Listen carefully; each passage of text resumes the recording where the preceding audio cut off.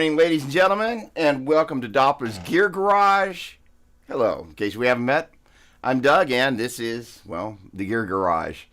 Okay, holy cow, it's Saturday, it's almost Christmas. So Christmas is a special time of year for me.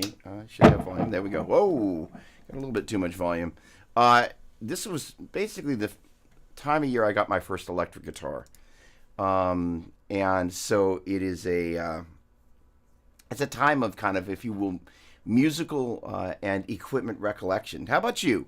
When did you get your first guitar? Your first electric guitar? That's what I want to know. Because generally, as much as I love acoustic guitar, I'm not surrounded by an overly abundant collection of acoustic guitar players. Although I've known many acoustic guitars and love them dearly. When did you get your first electric guitar? And what was it? Gosh darn it. My first electric guitar was an L Series Jaguar. And it's kind of a tragic story. This is kind of like, they call it dope for a reason. So I was in ninth grade, and I figured, I'm not playing this Jaguar. It honestly was a guitar that, before I knew that there were people that actually set up guitars, desperately needed to set up. And in an expression of ignorance and stupidity, I'm trying to see if I've got... Yeah, there we go. No, I'll have one down in the drawer here, though. I had... I would basically take pieces of the wrapper from Guitar Strings. Chris, good morning. Oh, wow. Music Master bases. Those were... Was it the white or the blue? I think they made a red one, too. Oh, that's so cool. Do you still have it? So I would fold up pieces of wrappers from the Guitar Strings and put them under the bridge, so because over time your saddles will collapse, and if you don't know or have an Allen wrench to go in there and make them come back up, the guitar was unplayable. So I was like, well, I was shimming it with paper, and let me tell you, that did not add to the playability of the instrument by any means. So not knowing any better, because it would have been a 64 Jaguar. And so in about 1976, maybe 77, white. Oh, awesome. Those are so cool. My stepfather and I decided it was going to be a good idea because the finish was already beat by the time we got it. We got it at an auction in Monterey, California. Sanded it down, stained it, and then by about ninth grade, I sold it. This is the classic jackass story. I sold it for, the deposit I got was $50, and on the way down to the, I'm just going to say it, way down to the dope dealer's house, I lost the $50. It's like, that's just God just going, jackass! I was just like, just one of those stories, you're just like, it couldn't really be any worse. And, so what was interesting is my first amp was a Fender Vibro Champ, and I'd taken the little fender plate off the side and put it on the guitar there, and so there should be, in theory, 2 screw holes on this guitar. So I've been looking ever since. Sonny, what's going on, my man? Great to see you. Hello. Oh, there we go. Come on. I know one guitar you've got there, Christian. Love that avatar. I think you're new here. Welcome aboard. Great to see you. Hello. Nice to meet you. If we haven't met before, hey there. First was a Fender 68 reissue Olympic white maple cap made in Japan. Very nice guitar. So was it one of those kind of like early 80s ones? I've got a guitar. It's not down here, but it's kind of I think they call it like a burgundy mist. But it was out of that batch that they did those reissues in Japan. Those are really, really nice guitars. Congratulations. All right. Well, I'm going to do something a little different to kick things off here because I love y'all so much. I'm going to play a little bit of music. So I think I've played this song before, but I haven't played this video before. So for those of you who don't know, in addition to being a bit of a gear lunatic and a modal maniac, I've got a vocal album and an instrumental album that are in the process of actually being made. So I'm just going to go ahead and show you that I am, in fact, a slave to the grind. Let's get to some music. So these songs, or this song for today, has not yet been released. This is not the final edit on the video. This is not the final mix of the song. But I just can't help myself. So you know what? Slave to the grind. Let's do this.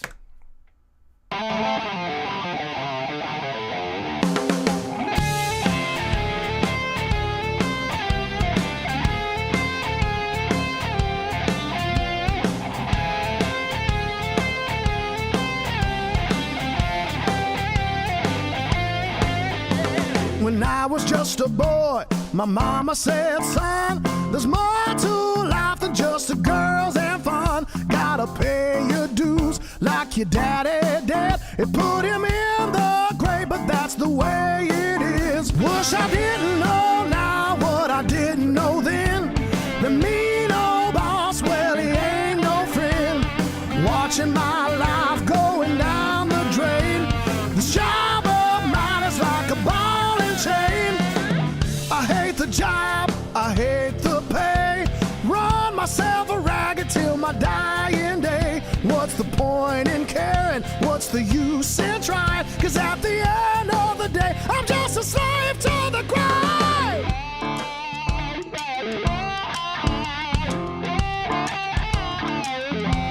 Well, I work my fingers to the bone and my body's a wreck.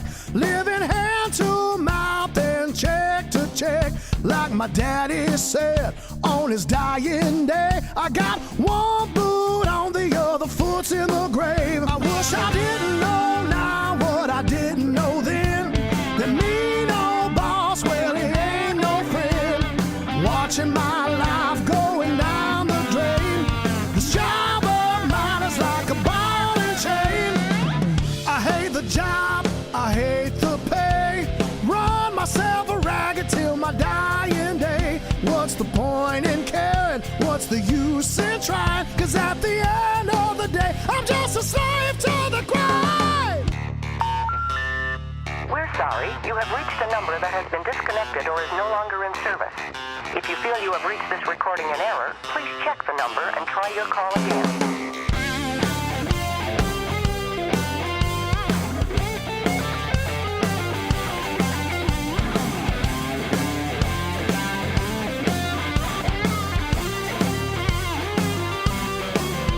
Wish I didn't know now what I didn't know then.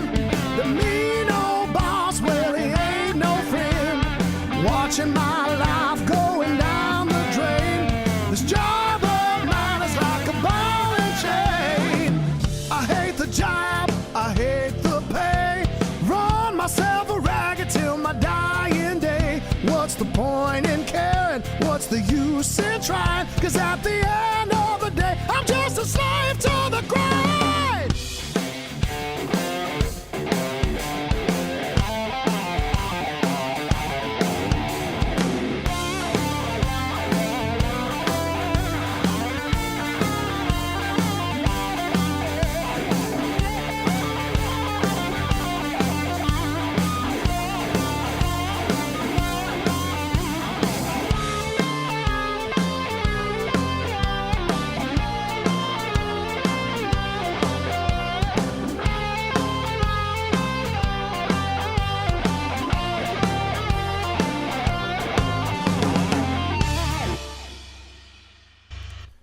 All right, it's time to get to work.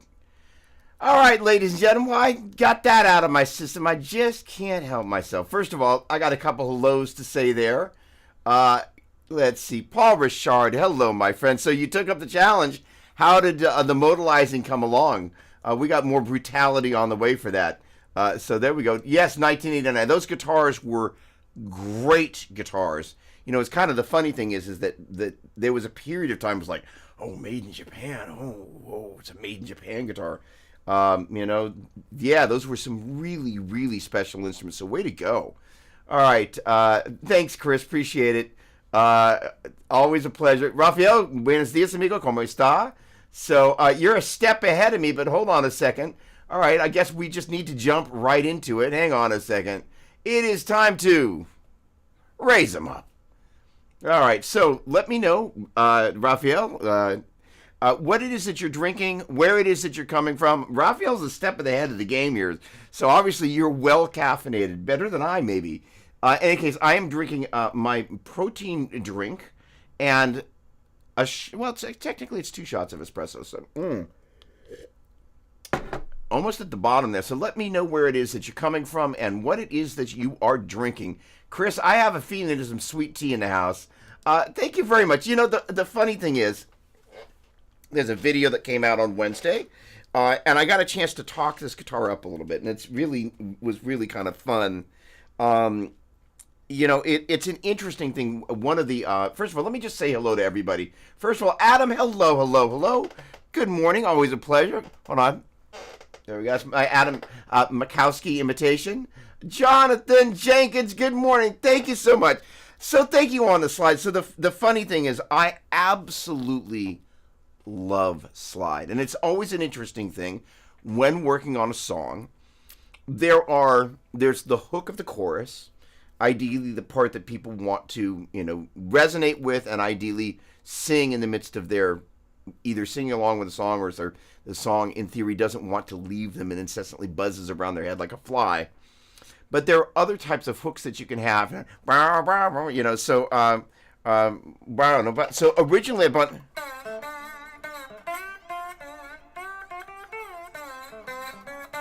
Obviously add wah wah, but it started off on, it's not down here, there's a Gibson lap steel that it was the Eddie Boost drive, and then I was going into the Gibson. Now you can't say, oh, you're getting all shy over there. Hang on a second. Just getting some stage fright. That's not going to work.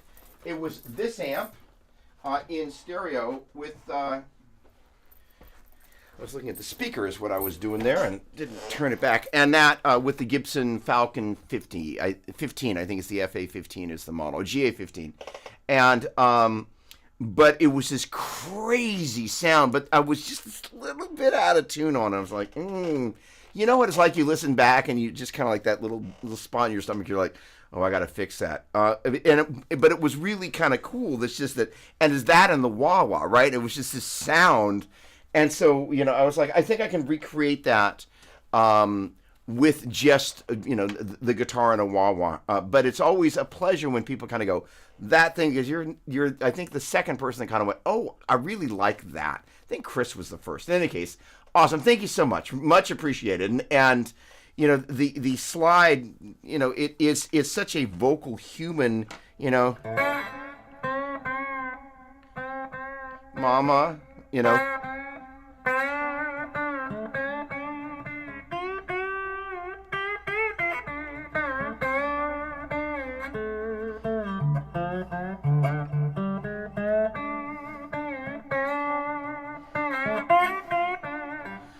it's just got this lovely singing kind of quality.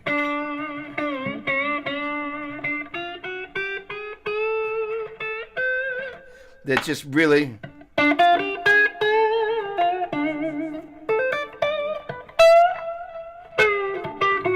going to turn that down a little bit there.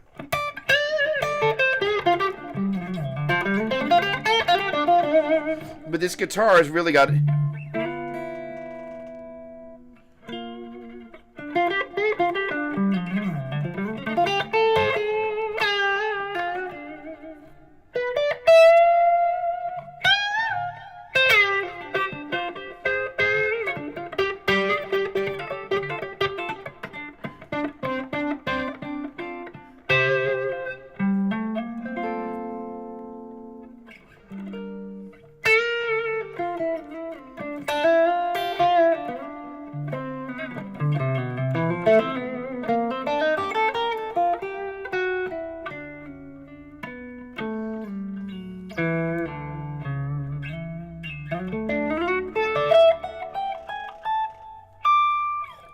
Flipping great guitar. So, hey, wait a second. I see some new faces popping in there.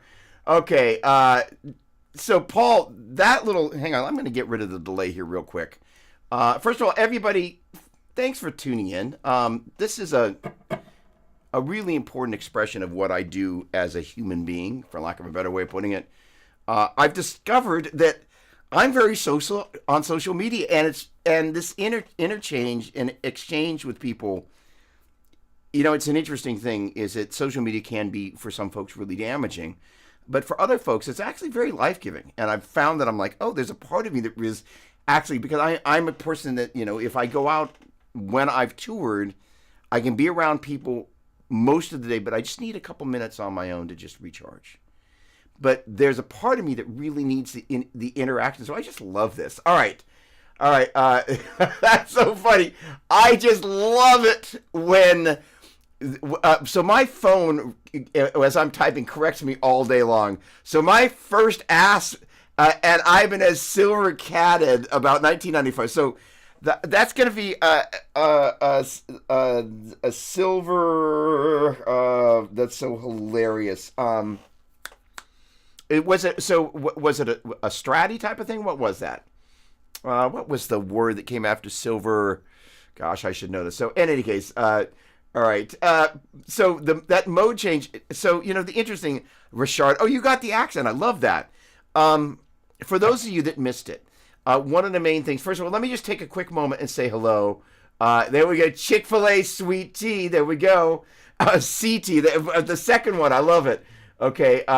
Corey, hello, my dear friend. Merry Christmas to you as well. Love that photo. David Tedeschi, God bless you, my friend. Always a pleasure.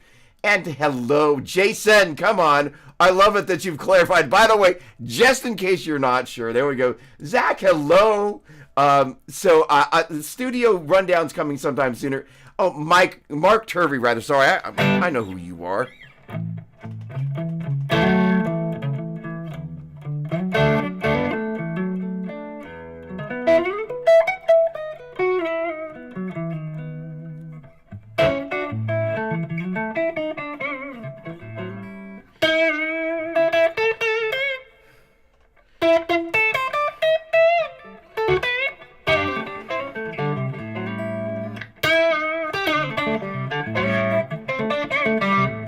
So, in any case, sorry, I get distracted here. So, for those of you that missed it, I am an absolute modal maniac. A bunch of my life is spent playing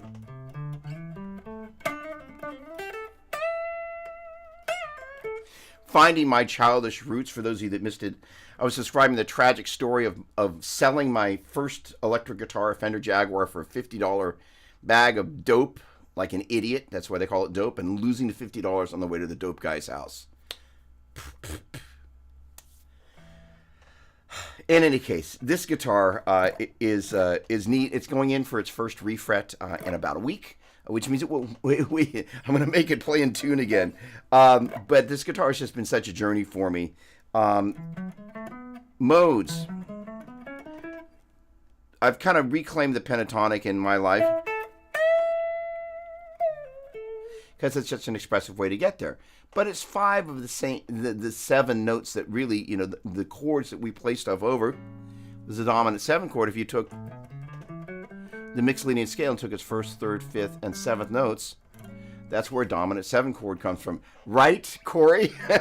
So the deal is, like we did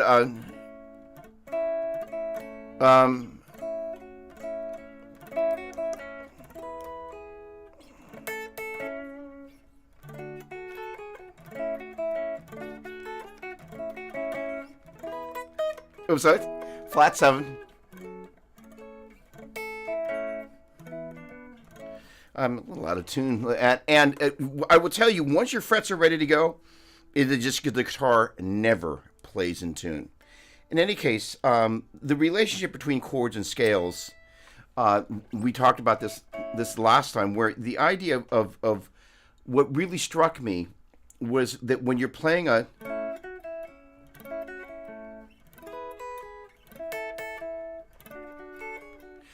virtually every one of the notes in the melody is literally coming out of the chords. And the thing, that really kind of blew my mind, I was able to really kind of go, oh, I can play the shape.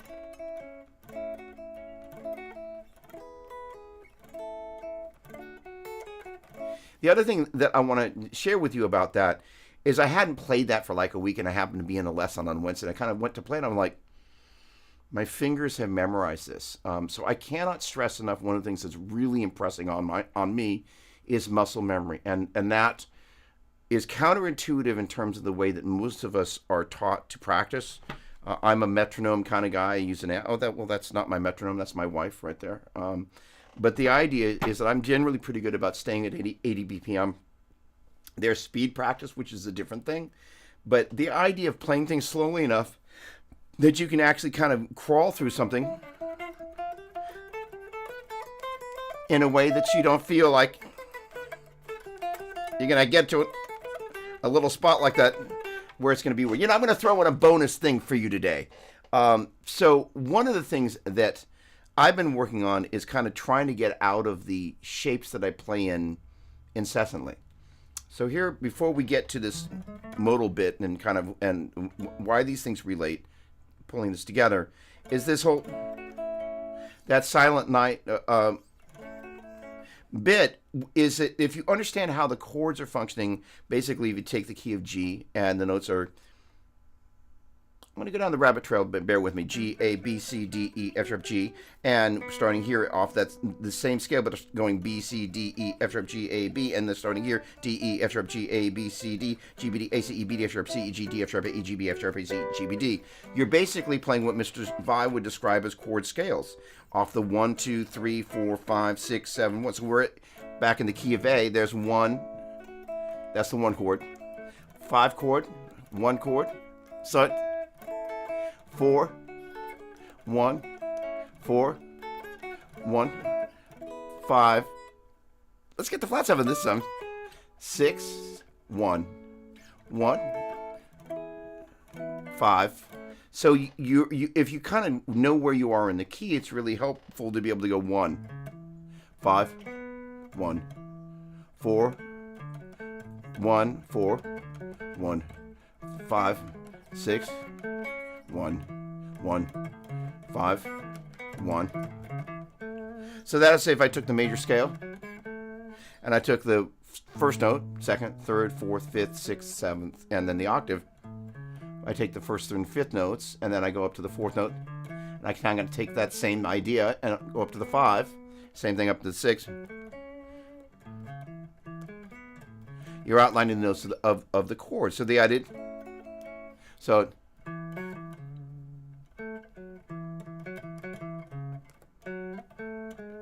you get, I digress. The point being is that being able to hear the,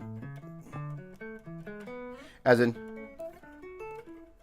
and being able to locate that inside there is a help. So as it relates to this week's Crazy Theory Geek Thursday, one of the challenges people have when playing through key changes, in this case changing between all 7 modes at one spot, which is commonly referred to by those of the Satriani school as the pitch axis. For example, the first widely accessible Joe Satriani song, Not of This Earth. I think I added a beat. So only Joe Satriani would actually go, I'm going to make a song going, and everybody else would be like, huh? Until he went,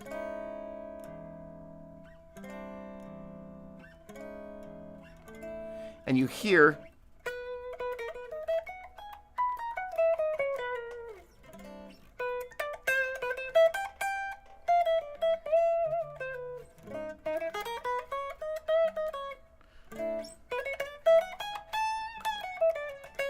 and that's pitch axis, and it's one of the most beautiful sounds ever. But you also kind of have to have a sensibility of how to look at that. And so the idea of lining up these different modes on a common root is it. But the idea is, like, most of us, as I said in the Theory Geek Thursday thing, we have a tendency to run back to the root. Oh, we're in major.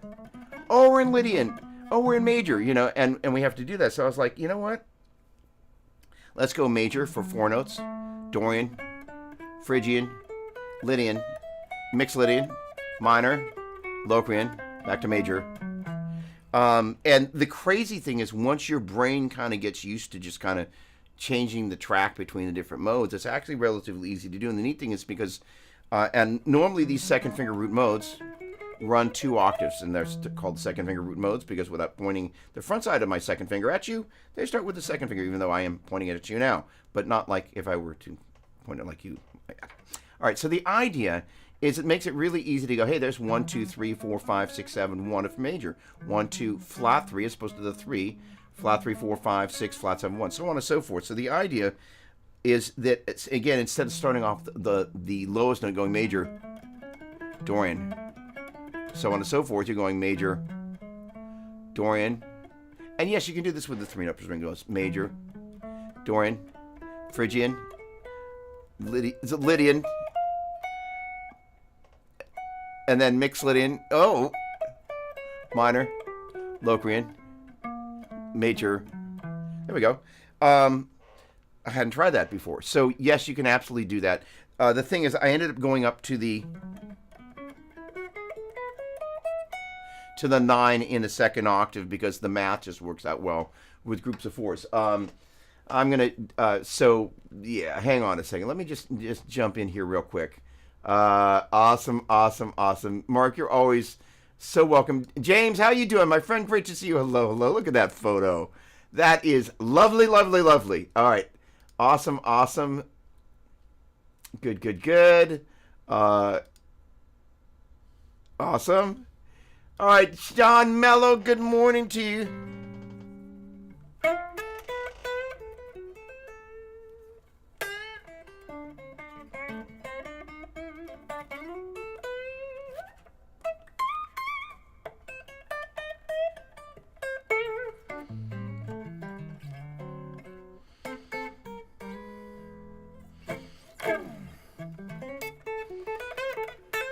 Oh, okay, got it. Not on the surf, right? So that whole, I mean, just like, who hears that? And, you know, the crazy thing, he was just kind of Joe from, well, there we go. Hang on a second. Tony Lybrand, come on.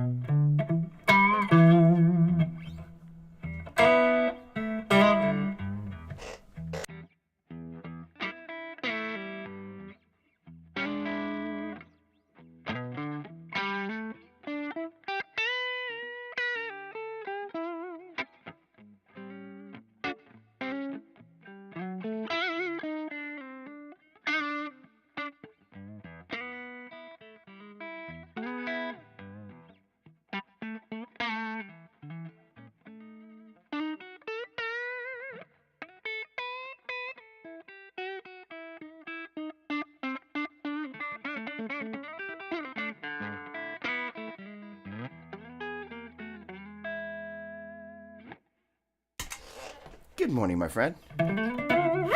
Tony and I have known each other for a very long time. A little loud.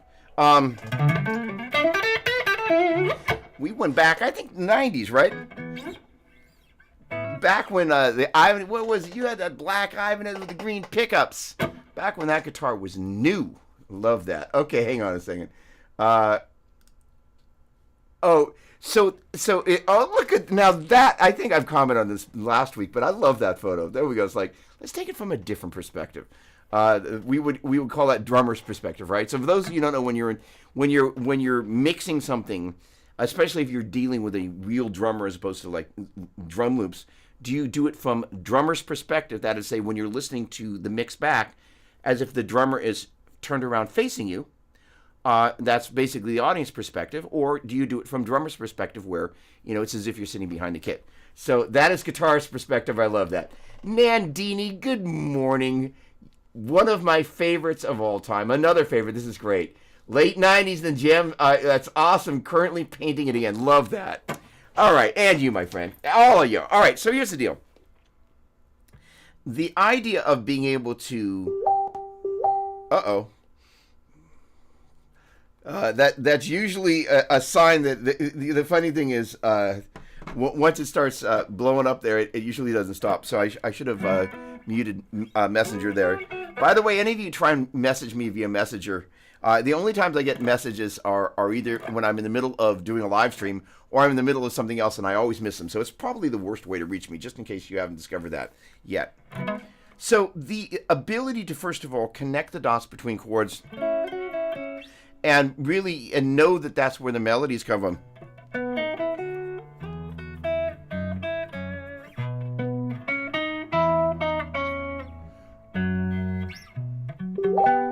There it is. Yeah. All right. So in any case, hang on a second. Let me say hello to Charles. Good morning.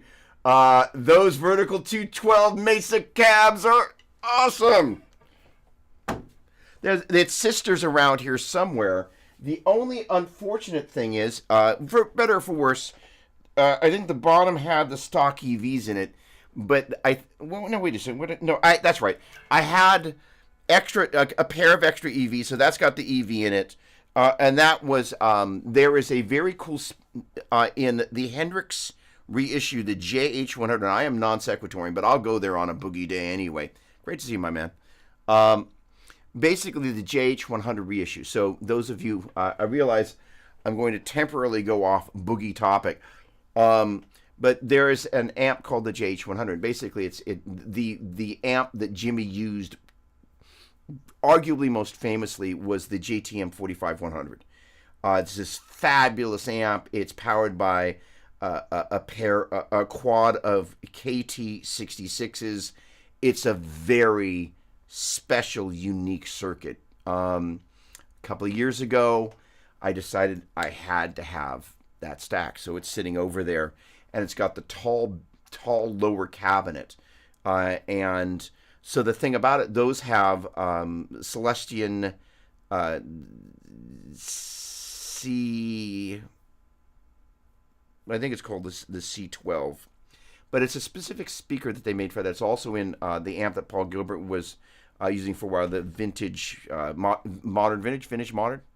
But it's a very unique speaker. So the folks at Mojo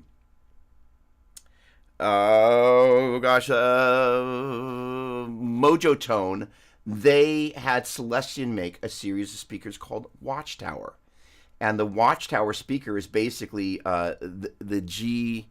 I think it's called the G12, but no, the GC. I'm going to forget to call numbers.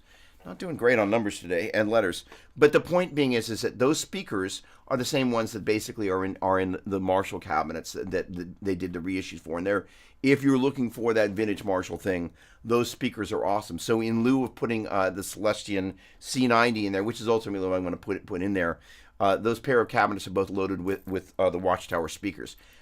So Sonia, speaking of halfback 212 speakers, that was a great photo of that rig you put together.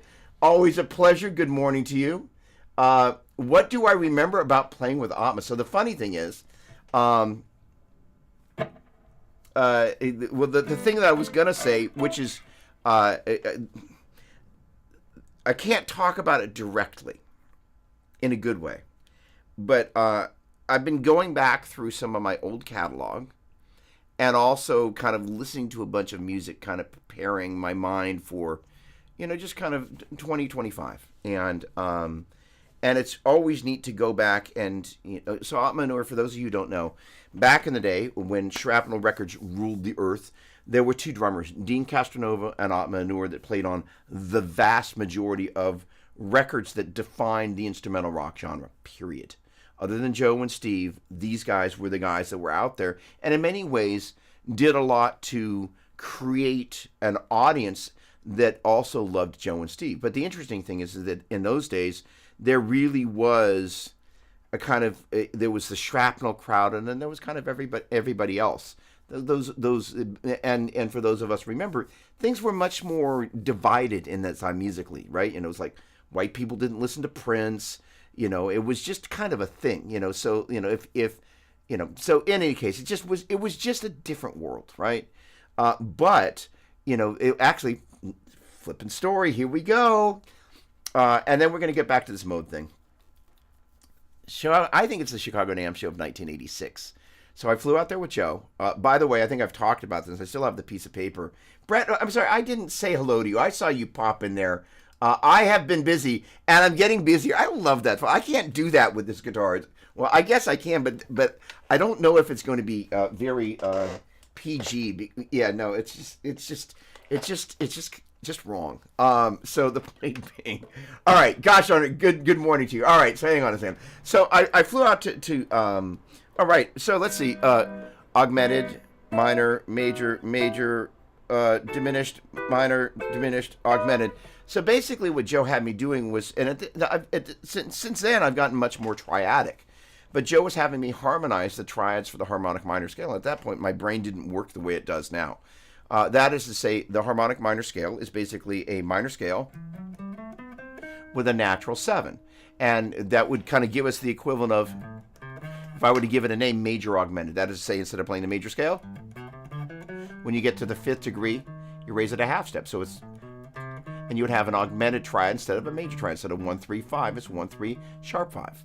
So the idea is you end up with an augmented triad. Then the 2 mode, the Dorian, it's got an augmented 4th, so nothing changes about the triad. When you get to the 3, it creates a mode called the Phrygian dominant, because normally if you looked at the triad, you'd play the 3. Instead of, again, a moment ago, basically it's Phrygian dominant. It goes 1, flat 2, 3, 4, 5, flat 6, flat 7, 1. It takes what would normally be a minor triad and turns into a major triad. And normally you would play a minor 7 there, but it turns into a, oh, not played like that, a dominant 7 there. So hence Phrygian. Oh, come on. There we go, brain on. Phrygian dominant. So then, that, and again, turns that minor into a major. Then you get Lydian, what I call Lydian sharp 2. That doesn't really change the 4 chord itself. Then you get this strange mixed Lydian sharp 1 is the best way I can describe that. So basically what it does, it takes, instead of playing a major triad, you play a diminished triad, because basically, if you raise the 1, as you look at those 2 notes, they're effectively a flat 3 and a flat 5. Even though we raised the 1, in so doing we lowered the 3 and the 5. So that's a diminished triad there. The harmonic minor, we said that's a minor scale with a natural 7, so that's just a minor triad. And then the Locrian mode is going to be, it's going to have a natural 6 instead of a flat 6. And then back to a harmonic minor. All right, so the deal is that gives us augmented, minor, major, augmented, minor, major, diminished, minor, diminished, augmented, diminished, minor, augmented, diminished, major, minor, augmented. That's easy for you to do. Let's try going backwards again. That's going to be augmented, holy cow, augmented, diminished, minor, diminished, major, minor, augmented. Holy cow. So in any case, my plane ride out to Chicago was Joe Satriani tormenting me, writing those out. And at that point, my poor little brain was not quite as modal as it is now. So this modal madness goes back many years. So we flew out, and you know, it's funny, a bunch of things about that trip that we remember. Joe had all his pedals in a bag, and there was some Marshall that was backlined, and the handle broke on his bag, I remember, because there were so many pedals in it. But we flew out. Alan Holsworth was supposed to come out, and so at this point, Joe was on Relativity, and I knew Cliff, the guy that was, at the time, Cliff Coltrane from Destroy All Guitars. He was the president of the label. So we kind of land, show up at the Chicago Hilton and Towers. Holdsworth apparently isn't going to come. There's an extra bed. I got to stay at the Hilton and Towers. It was a magical time. I was demoing for Schoen Guitars, Neil Sean's guitar company. Neil was there. Spent a bunch of time hanging out with Neil, who's one of my biggest guitar heroes ever. And then the night comes for the evening. By the way, this is when they announced the Gem guitar, speaking of which, Anthony. And so the rumor has it, Steve made, it was rumored to have been, and I don't know this for a fact, but a $250,000 endorsement deal, the biggest endorsement deal ever. And so that was that got announced at the show. Then one of the NAMM jams at there was a series, the Limelight. There was a series of venues that got converted from churches into venues, and so the Limelight was where they had the Satriani show, and it was Racer X and Vinnie Moore and maybe Richie Kotzen, but definitely Vinnie Moore and Racer X, and then Joe headlines. And it was the first time that Joe and Stu Hamm and Jonathan Mover played together. So it was just like, and then, so I kind of came into the venue before sound check, and I'm hearing the sound off in the distance. I'm like, that's Steve Vai. And so, it's an old church that's been converted into a venue. So I kind of making my way through these little alleyways inside the bowels of the church, and I'm getting closer. It's like Marco Polo, and I'm like, no, Vi's getting closer, and I kind of turn this corner, and there's Steve sitting on top of a Marshall 112 combo, as I recall, with an SDE 3000, and just and playing. He said, "Doug, hey," and I was like, "Hey," and he said, "Oh man, we've been working on the drum things for Skyscraper, so I haven't really been playing that much guitar." So there, Steve is fastidiously, kind of getting his fingers together. It was an awesome time. So then, I got a chance to watch them in soundcheck, literally the first time they played together in 10 years. But, it was a special night. And, just to watch those guys play and just, kind of all of that. And then afterwards, Joe, Steve, and I, and Cliff, and a couple of the other label guys, we kind of went upstairs, and there's a little kind of a green room area, and just kind of hung out. And I just kind of went, pinch me, I'm dreaming, because I was 24 once, but it was a moment of just kind of being around the people that are your guitar heroes, and just kind of go, that moment, because it was the moment, it was like, that was the moment, like, Joe's here, he's arrived, flipping, just amazing. All right, I digress. There's always a little storytelling. The Marshall, JH100, G12C is the model. Thank you. Great speakers. If you got any vintage Marshalls, you can find us.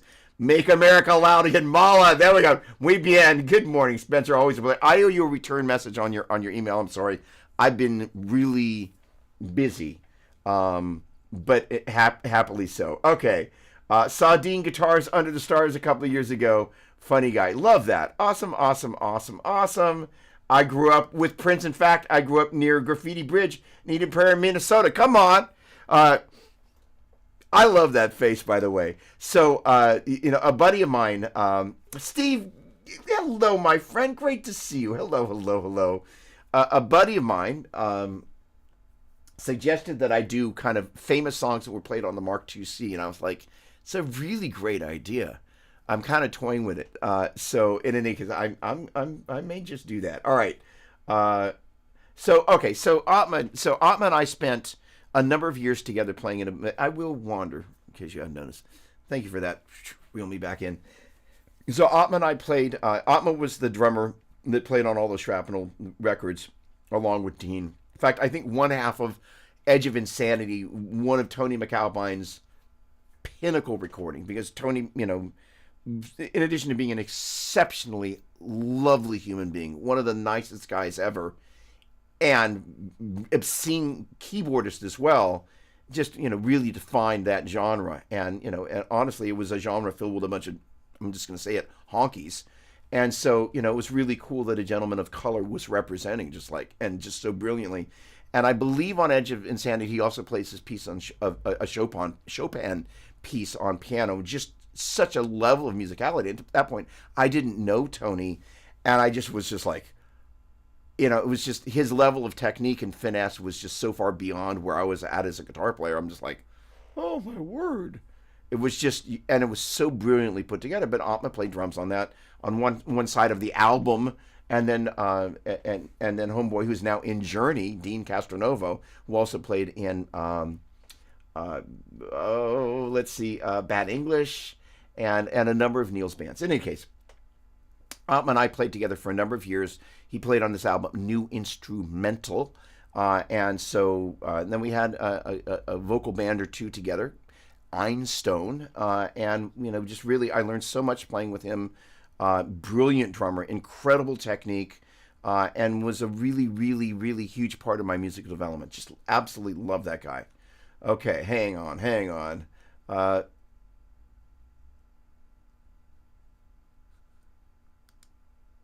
So there is another 2C plus.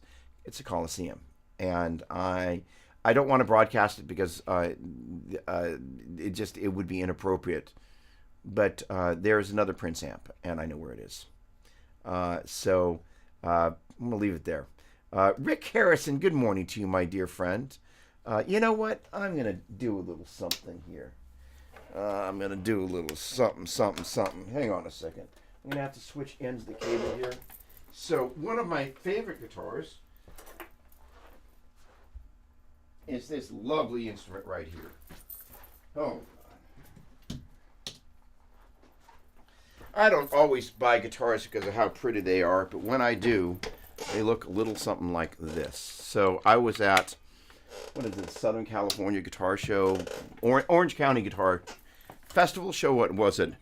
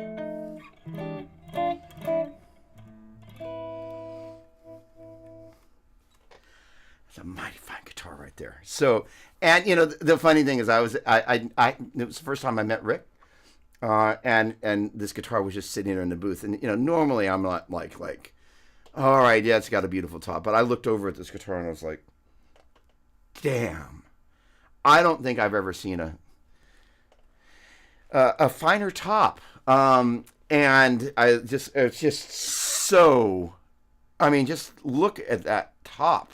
And look at the wood pickups, and I love it when it's wood binding. I was like, and Rick just, you know, he was just like, come on. And I was like, Rick was just, come on, really? And then I played it.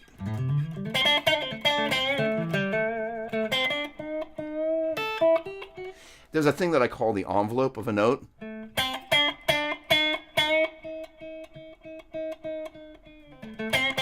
The way the guitar, when you hit it soft.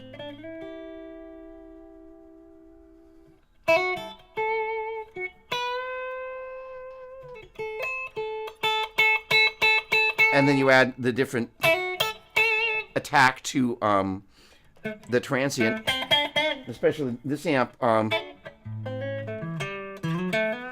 The way I've got it set for the video that I last did. If you dig in on a guitar that doesn't have too much output, it gives you just this little tiny bit of hair, but if you play soft. But this guitar has a beautiful envelope on it.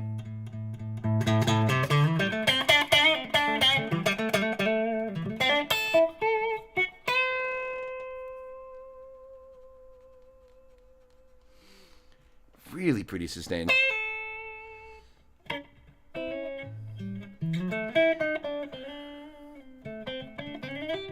RH Custom.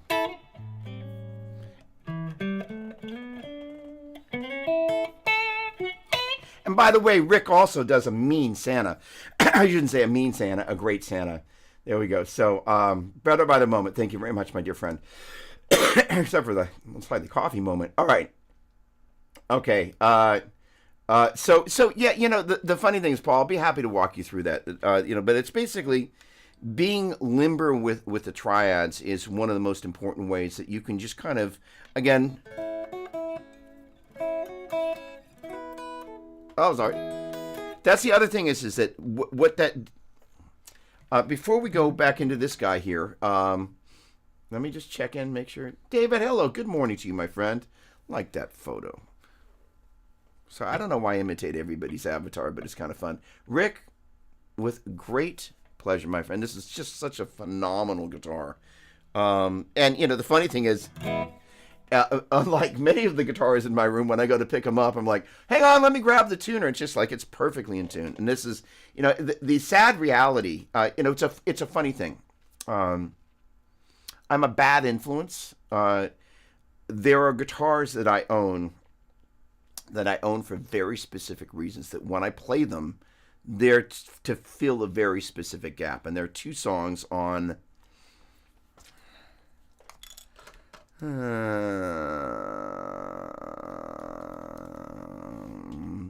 the vocal album that are about this guitar and the TA-15. That is a Mesa Boogie amplifier that is basically Boogie's take on an AC-30, but it's let's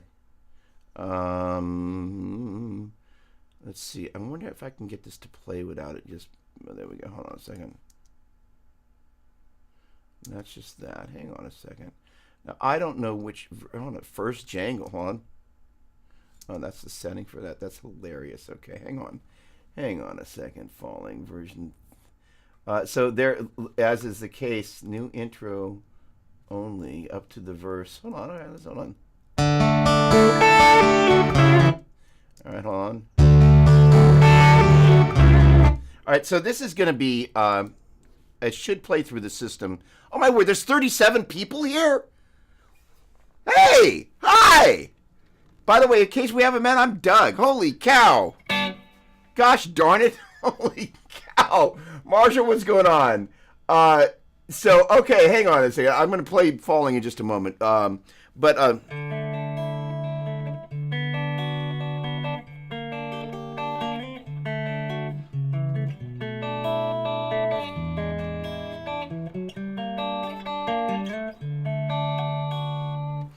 That's a little piece at the end there. I love modelers. So, first of all, they're behind me, behind the Kramer there, gluing away. Gosh, let me go in the right flipping direction. There we go. That guy right there is the new VP4. It's when people traditionally, of course, think of modelers, they don't necessarily think of just effects. But, for example, I was watching, my buddy Mason from Vertex just did a video with Corey Wong. Daniel, what's going on? Hello? Look at that. What the heck is that? Those are gears. Doppler's Gear Garage. I love that. Nobody's done a special avatar for the show. Thank you. Come on. Jerry, good morning to you, my friend. Hello. Always a pleasure. I can't wait till our next hang at whatever guitar camp and another, I shouldn't endorse morally and socially inappropriate behavior, but if there is morally and socially inappropriate behavior, the guitar gang, as I'm going to call us at the guitar camps, I've never had more fun. I wouldn't say I engaged, I just observed, and I was so humored and so, I love the way you guys brought me into the fold, so thanks for that. Yeah, so there, Mason has a video up with Corey Wong, and it's kind of walking through Corey's, all his most iconic riffs, but they're kind of talking about that Corey had, I think, the M9. So, Line 6, I was at, I believe, Line 6's first NAMM show, walked by their booth. And so, I'm pretty sure it's the first show because my buddy Brian Crow told me about, there's this company, Line 6, and they make this modeling stuff. And I was like, oh, okay. And so, and as I recall, that was the same show. They had a giant, these guys are smart. They had a giant espresso machine, so you could go there and get highly caffeinated. It's a very smart move. But I had to have met Marcus Ryle there the first time. So I was fortunate enough. I've been so amazed. Bruce Adolph, come on. Yeah, I'm going to be playing at the pre-NAMM Hang Wednesday, January 22nd at the Colony House in Anaheim between 6 and 9 p.m. No NAMM badge required. I'm going to be doing an instrumental set. I will be playing boogies loud, and you're invited. Okay, so the thing is, yes, thank you, Bruce. Great to see you, my dear friend. Bruce is the founder and publisher and mi jefe grande for Worship Musician Magazine, where I've been hanging my hat for longer than I remember. But Bruce is the greatest guy I've ever worked for. I just got to call him out real quick, and then I'm going to get back to the previous scheduled stuff. But Worship Musician Magazine is a great magazine, serves millions of people every month. Millions of people read it. And it goes out to just this great collective of people. And I've been the editorial director there for, I don't know, a decade or so. But I also have the privilege, by the way, if any of you are coming at NAMM, especially if you're involved in the House of Worship, I lead a day of tech tracks and this year we get a chance to do something really, really interesting, is that I reached out to the NAMM folks that I wanted to do something different with Bruce's approval. The idea is it's going to be 4 tech tracks with Fender, Gibson / Mesa Boogie, Line 6, and the good folks over at Neural DSP. And so these are, speaking of modeling, and so each one of these is going to be a half an hour talking about specific pieces of gear that they make that are specific, and then we'll kind of be talking about it, that are great for the House of Worship, but not just the House of Worship. So what's really kind of cool is that there's a guy. I'm not going to just. There's a guy that works for a really famous retailer that's a well-known metalhead. Then I think you'll know who I mean. But in any case, it's his business there. But he's not actually going to be out at the show, but I'm going to fly him in. Apparently, he's a worship guy. So on Sunday morning, he's rocking, some sort of a Gibsonian sort of deal. So we're going to do a little piece that will fly into that presentation, which is kind of cool. In any case, even if, if you're at NAMM, the pre-NAMM hang is always great. My buddy Chris Rocha, amazing guitar player, numerous Dove Awards, Latin Grammy, brilliant guitar player, got a Gretsch signature guitar. He and I are both going to do a set, and I'm sure that the two of us are going to jam a little bit, so it's going to be cool. A lot of fun. I'm also going to be kind of cruising around the show, so maybe I'll see you. Okay. Gosh darn it. All right. Excellent, excellent, excellent. Jerry, great to hear. Can't wait. All right. The Focus Fox is back. So this modal madness. So one of the challenges is that, if we're thinking about if we're going to play a major 7 chord, so as we think about the major scale and the Lydian scale and the mixed Lydian scale. Oh, no, sorry, my bad. I crisscrossed it. Let's just say we're playing a major chord. Well, if you take a look at the 1st, 3rd, and 5th of major, and the 1st, 3rd, and 5th of Lydian, and the 1st, 3rd, and 5th of mixed Lydian, they are all in common with those 3 modes. So if you had just a major chord,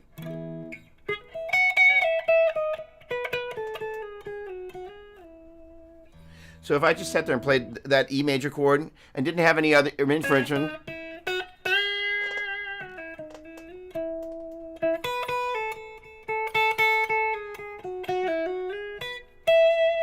I could also go.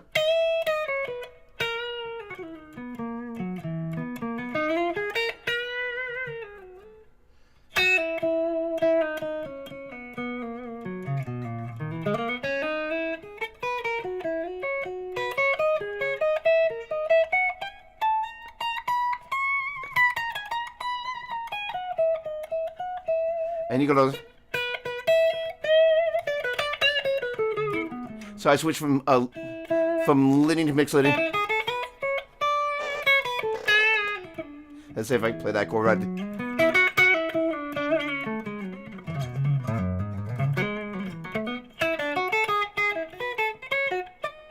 Oh, sorry. Oh.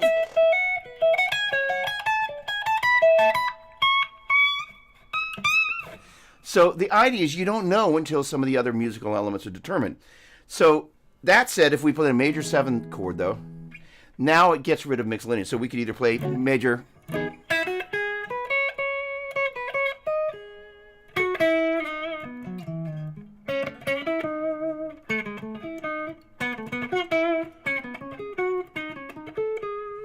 or we could play.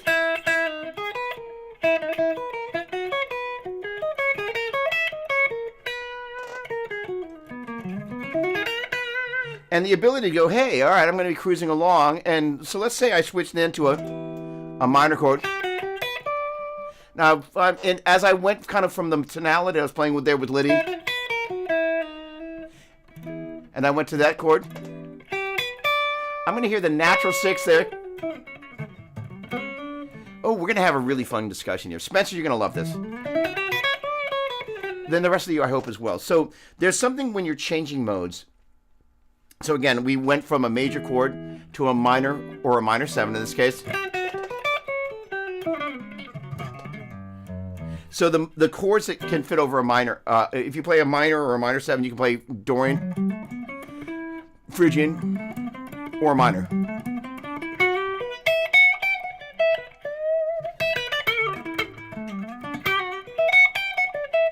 Oh, David, you're gonna mess with me. Hang on, do me here. If I want to stay with this for a second, but you're waving red in front of a bull. So just if I forget to come back to it, just ping me with that again. So the deal is, there's something, generally speaking, if you're going, well, hey, look, if I'm changing between, let's say major 7 and minor 7, I've got two different options to play over the major 7, major and Lydian. That's say the only modes with a natural 1, 3, 5, and 7 are going to be major and Lydian. And really, a chord is merely like a snapshot of some of the elements of a mode. Most of the time, it's going to be the first, third, and fifth, and possibly the 7th notes, which is exactly the case with this major 7 chord here. Then, when you do the same thing with a minor 7 chord, that can be functioning as the 2, as in 1, 2, 3, 4, 5, 6, 2, 3, 6, as in Dorian, Phrygian, and minor, and that you're taking the first, third, and fifth notes of the Dorian, Phrygian, and minor. So then if you're going, okay, well, look, he was enjoying playing over Lydian. Sorry.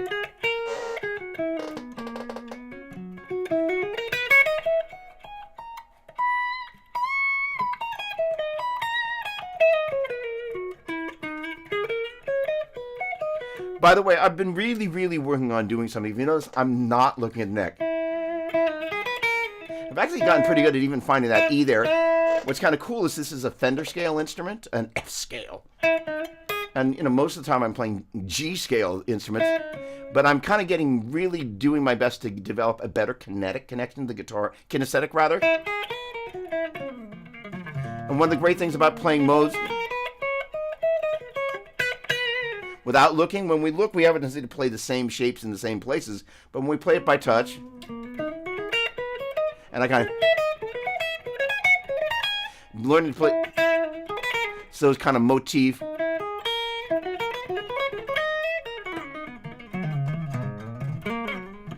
And if you do legato, you might not play it in the places that you would normally play it. All right. The point being is that when it comes to switching mode between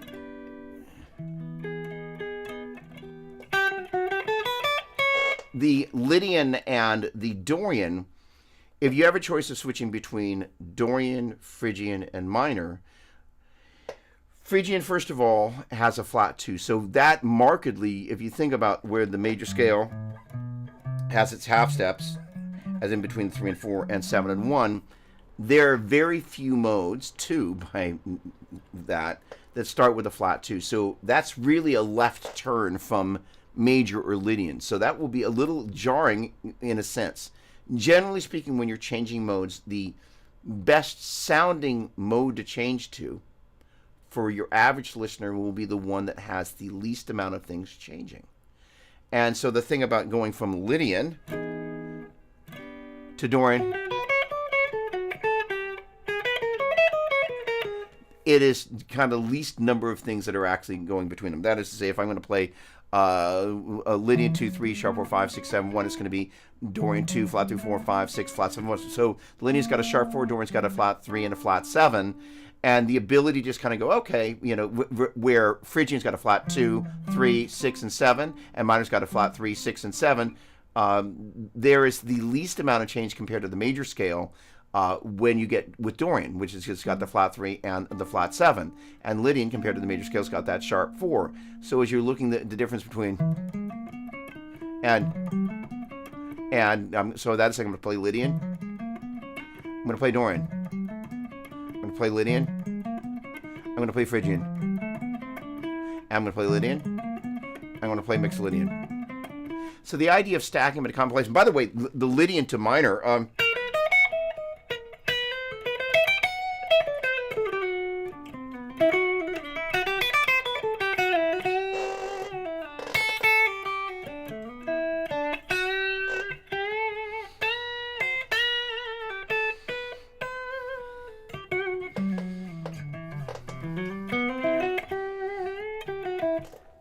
a beautiful sound.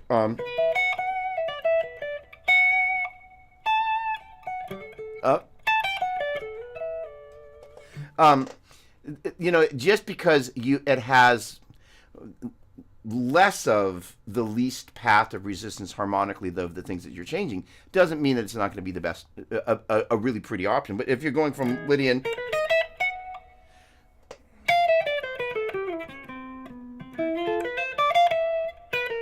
all right, so there's something interesting happening there. Okay.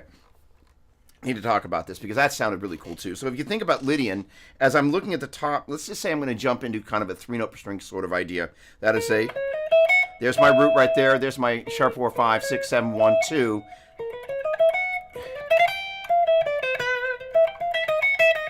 The difference between E Lydian and E Phrygian is effectively just kind of shifting up a half step. And so for that reason, that's also really kind of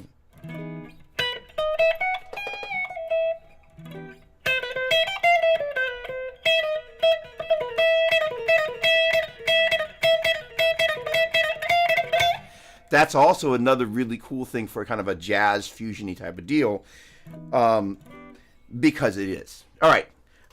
I could go further down the rabbit trail, but I'm going to take a moment here and just...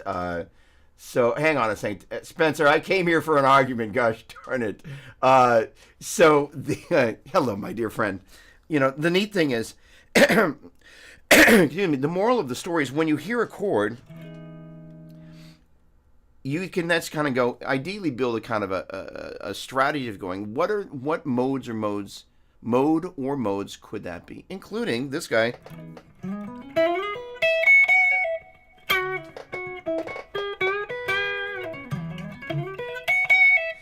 The major pentatonic.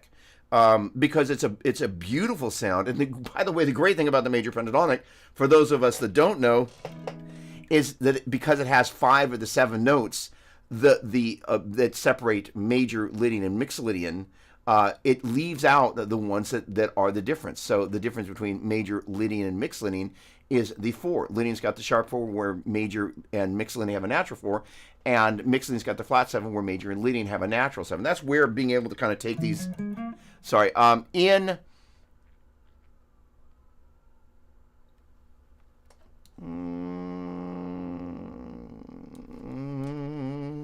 Hang on, let me find that link.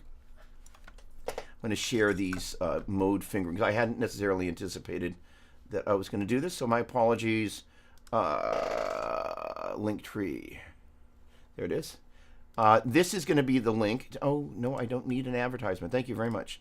This link right here, I'm going to put this up on Facebook. And invariably when I do this, okay, hopefully it's not going to start pissing noise. There we go. Good, good, good, good. And where am I streaming? Let's see. Let's get over to Restream and get over to... Unfortunately, the one thing I can't do... Let's see. Let's open like a new tab. Thank you. There we go. All right. Hopefully... All right. I saw it coming. All right, hang on. I'm jumping into the chat here. And there we go. This link right here will take you to the second finger root modes. There we go. So there we go. Hello, he's back. All right. So the deal is, with the second finger root modes, if you start them all at E,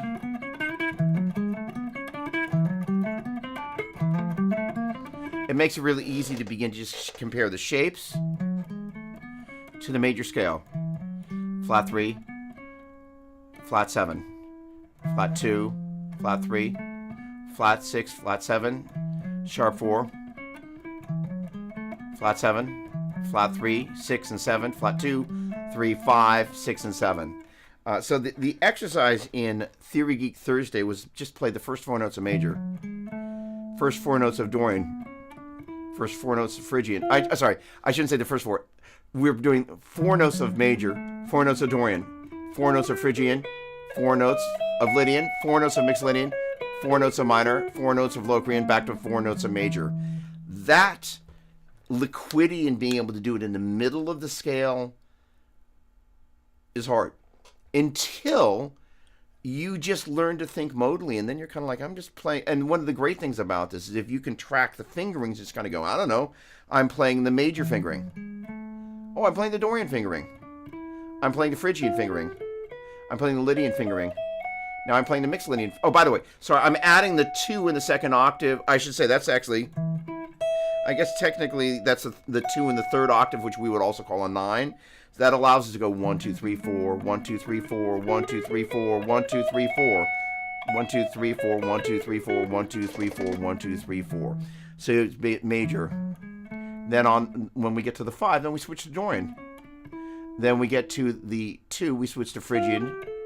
And what's neat about that sort of change is that's where we normally crash and burn when playing over changes. The whole point of this exercise, and this, by the way, if I were to pat myself on the back, is one of the coolest exercises I've ever stumbled into out of just blind, dumb luck or province. I don't know what it is, but I kind of went, because I was like, this is magic. Because the biggest challenge that we run into is like, I'm in the middle of the scale, and like all of a sudden my 2 is about to change to a flat 2. More importantly, I'm moving forward. That is, I played major. I then switched to Dorian. And then I got to switch to Phrygian. And I've got to know that I'm not going to play the 2 that I would have played for Dorian. I've got to immediately jump in and calculate what I'm going to do next. Well, the great thing about the fingerings, if you can think, I'm major fingering, Dorian fingering, Phrygian fingering, Lydian fingering, mixed Lydian fingering, minor fingering, Locrian fingering, major fingering. And what's really weird is you can basically, and I'm familiar enough with the formulas and the sounds of all this. That's 1 flat 7 flat 1 flat 7 flat 6 flat 5 4 3 2 1. That's the strangest. But per the what was major. So, who was it that suggested that? Oh, wait.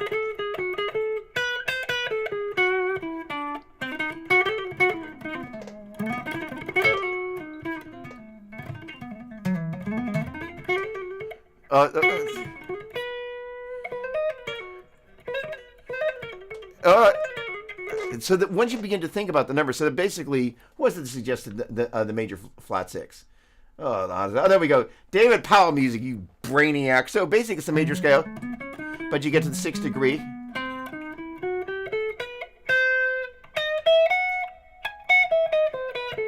I want to start flattening the 3 once we do that.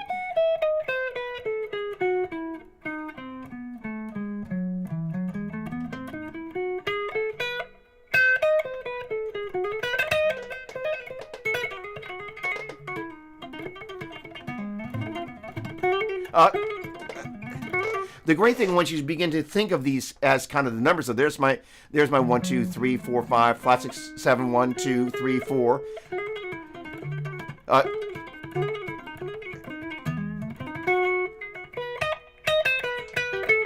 I keep wanting to play that flat 3.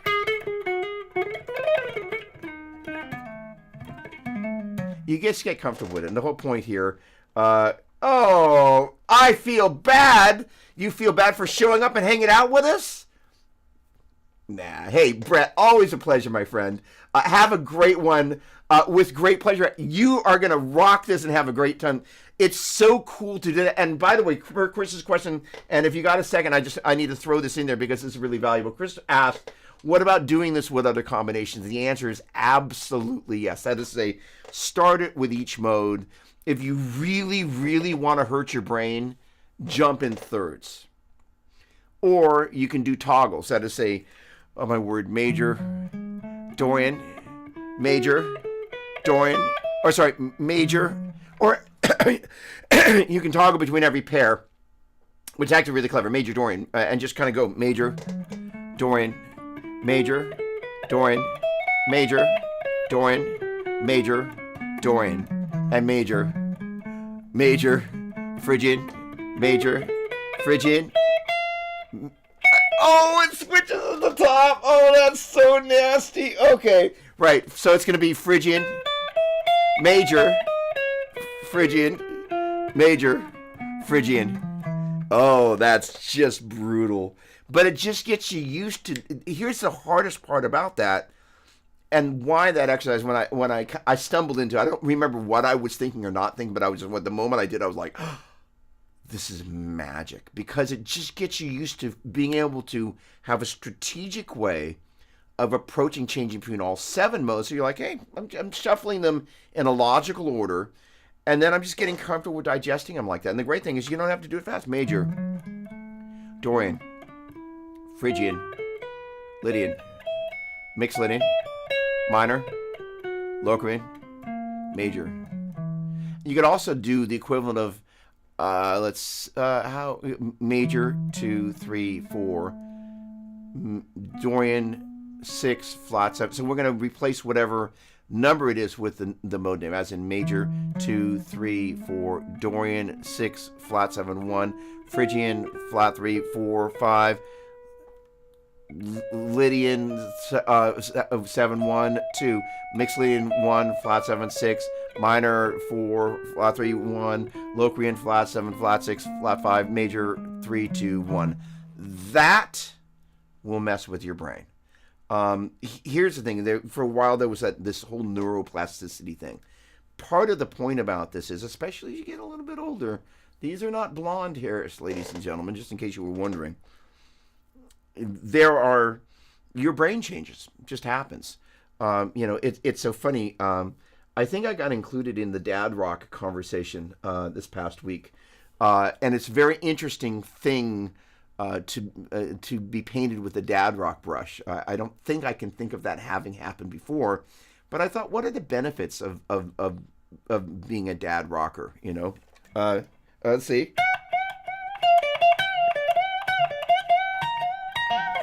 So I've officially dad rocked today, but what are the benefits? Well, it means that you've been around through all the generations of music, and you're not limited by one generation or another. And so that can really be an advantage, but it's another thing to be painted with a dad rock brush. It's an interesting, it just makes you kind of go, well, my lesson. So let's see if I can remember that every week I'm going to add, I've got to create a graphic for it, but the lessons learned graphic. So the biggest lesson that I learned is sometimes your biggest disadvantages in strange ways can sometimes learn out, or your biggest weakness can become a strength in ways that you never would have imagined. I can't go into the specifics of it. It would be inappropriate to do that. But it was really, I was just kind of like, how about that? All right. Dr. Phil, in any case, Brett, I hope that adaptation there, and if you had to jet, totally. And I just, I appreciate the friendship, the kinship, the ampship, all of that. So if you're here, awesome. And if not, I hope you're having a great day doing whatever. And, I appreciate the sentiment. No need to feel bad. All right, Dr. Phil, how are you, my friend? Great to see you. Hello. Oh, look at you. You've even got the thing. All right. All right, Rick's Music World. Good morning, my friend. Great to see you. I trust you're doing great. Joining from the auto repair shop, Doppler Gang for life. Awesome. Well, I hope the repair is nothing too extreme. Holy cow. All right, Doug, when you're talking about changing modes in these songs, you're talking about changing modes in the same key or changing modes according to the root of each chord. Okay, this is a great question. I think you must be talking about changing modes over one root. Am I right? Okay. Well, this is the hilarious thing is that per the dad, Tony, I'm going to come back to your comment here. So the hilarious thing is you obviously saw the Instagram exchange there, Charles. I love that photo. So, a bunch of people said, well, dad rock would actually be Metallica, and I love Metallica. So, okay. All right. The new oldies. There you go. So I am a huge Limp Bizkit fan. So the funny thing is on the way back from this beautiful romantic dinner last night, I was like, honey, can we listen to break stuff? So my last album was an album called New Instrumental. And in particular, Linkin Park and Limp Bizkit were huge influences. Atma was the drummer on that. And just like we really kind of dug in on the heavy stuff. The band that we had before that was Doppler, Ham, and Manure. It was Atma, myself, and Stu Ham. We did one show. One of the actual songs that we'd recorded actually made it on New Instrumental, actually. In any case, so everything we did, though, was in odd meters and was heavy. It was really kind of cool. In any case, awesome. Yes, the idea of the one hand is it's the thinking and the kinesthetic working together is a really powerful thing. I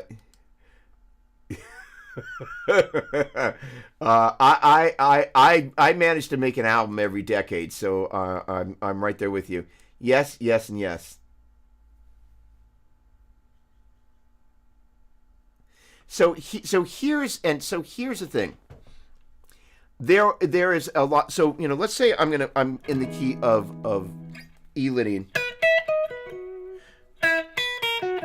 I will kind of find on the high E string, and by the way, for those of you, whether you're going to change modes or just play one scale, let's just say all for anybody that's out there kind of going, what are they talking about? Let's just say you're just at the point where you're playing.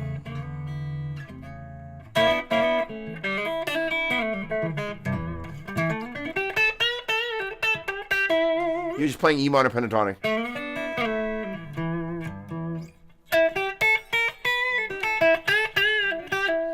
What a sound. I know it's coming through the mic, and I'm not of the patience to go.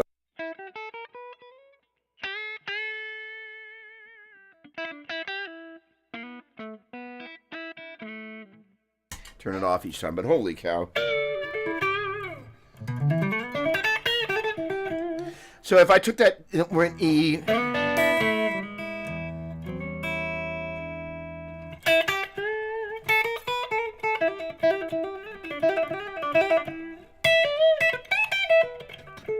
I'm going to map where that root is on the second string. I'm going to map where that root is on the high string. Those won't be the only places, but those as you're going to solo, and why the top strings, excuse me, are so important is that sonically they're a little bit out of the register of the rest of the band. So those are great places to.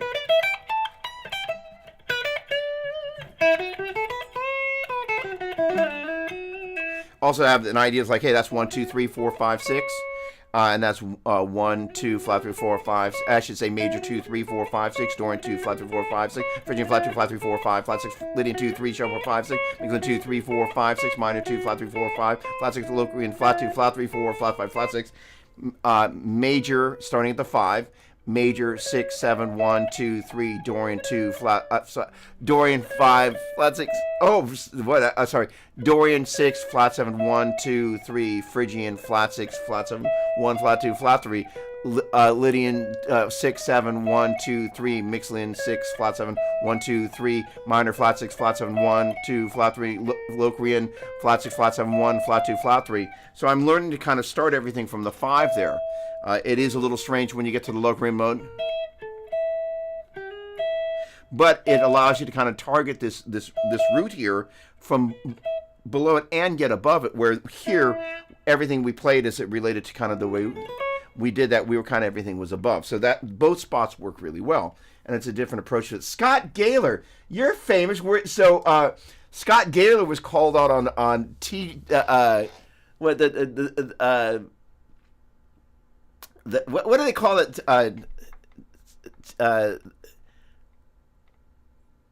The chat, Daniel's thing, the gig TGR chat, right? So great to see you, Scott. Thank you. Isn't this guitar lovely? So Scott is by the way, congratulations, Rigs of Doom.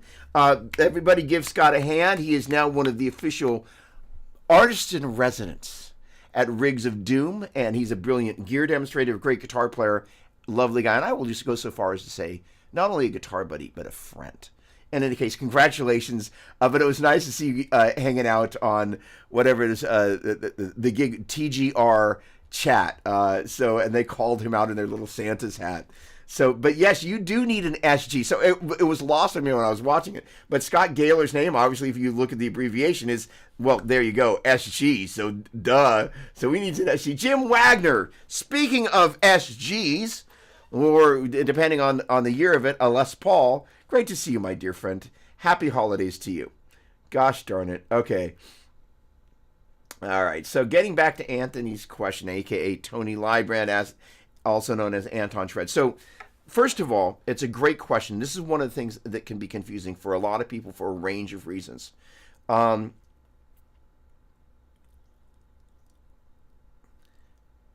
There are logic has layers. And the most basic layer, as we begin to think about the modes, and we think about, for example, I'm going to move to the key of G major, and we just take the G major scale, which is G, hold the A, hold the B, half to C, hold the D, hold the E, hold the F sharp, half to G, which is really saying we're taking the sound of a whole step, another whole step, a half step, 3 whole steps, and a half step. And then we're just kind of going, hey, let's take that sound, and instead of going, what if we go, start off at second note? And that's where Dorian comes from. And Phrygian. So it's instead of going G, A, B, C, D, E, F sharp, G, we're going A, B, C, D, E, F sharp, G, A, B, C, D, E, F sharp, G, A, B, C, D, E, F sharp, G, A, B, C, D, E, F sharp, G, A, B, C, D, E, F sharp, G, A, B, C, D, E, F sharp, G, A, B, C, D, E, F sharp, G, A, B, C, D, E, F sharp, G. It's the same group of 7 notes. You're just starting off of each successive note. But if you take the first, third, and fifth notes of each of those scales, that's the 1, 3, and 5 of major. That's the 1 flat 3 5 as compared to the. If I play that, if this is 1, 3, and 5, that's 1 flat 3 5, and that's 1 flat 3 flat 5. So that's 1 3 5 of major, 1 flat 3 5 of Dorian, 1 flat 3 5 of Phrygian, 1 3 5 of Lydian, 1 3 5 of mixed Lydian, 1 flat 3 5 of minor, and 1 flat 3 flat 5 of Located, and 1 3 5 of major. And so the idea, but when I think of those chords, I think of that as the one chord. So that is, say, this guy. If I take those same notes, G, B, D, G, B, D, play them as a chord. A, C, E, play it as a chord. B, D, F sharp, play it as a chord. C, E, G, D, F sharp, A, E, G, B, F sharp, C, G, B, D. G, B, D, A, C, E, B, D, F sharp, C, E, G, D, F sharp, A, E, G, B, F sharp, A, C, G, B, D. Good idea to know those note names, because when you know those note names, you know those note names. And it means that you have a sense of intuition about kind of like, hey, I'm going to add the E. I'm going to add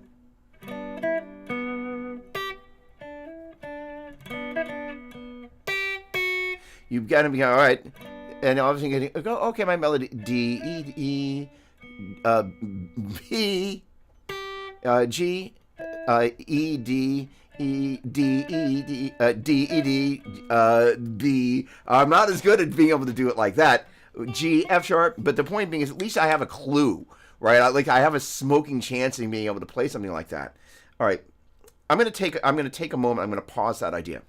One of the biggest challenges we have is bringing something that we're hearing and learning to bring it down to the fingerboard and just play it. There are going to be some people that are watching. It's like, been doing that forever. But for most of us, that's actually really hard. And I learned that really quickly with these Christmas songs. I'm like, holy cow, I can hear the melody, but like, I'm having a much harder time. So to your question, Tony, last week I did this thing.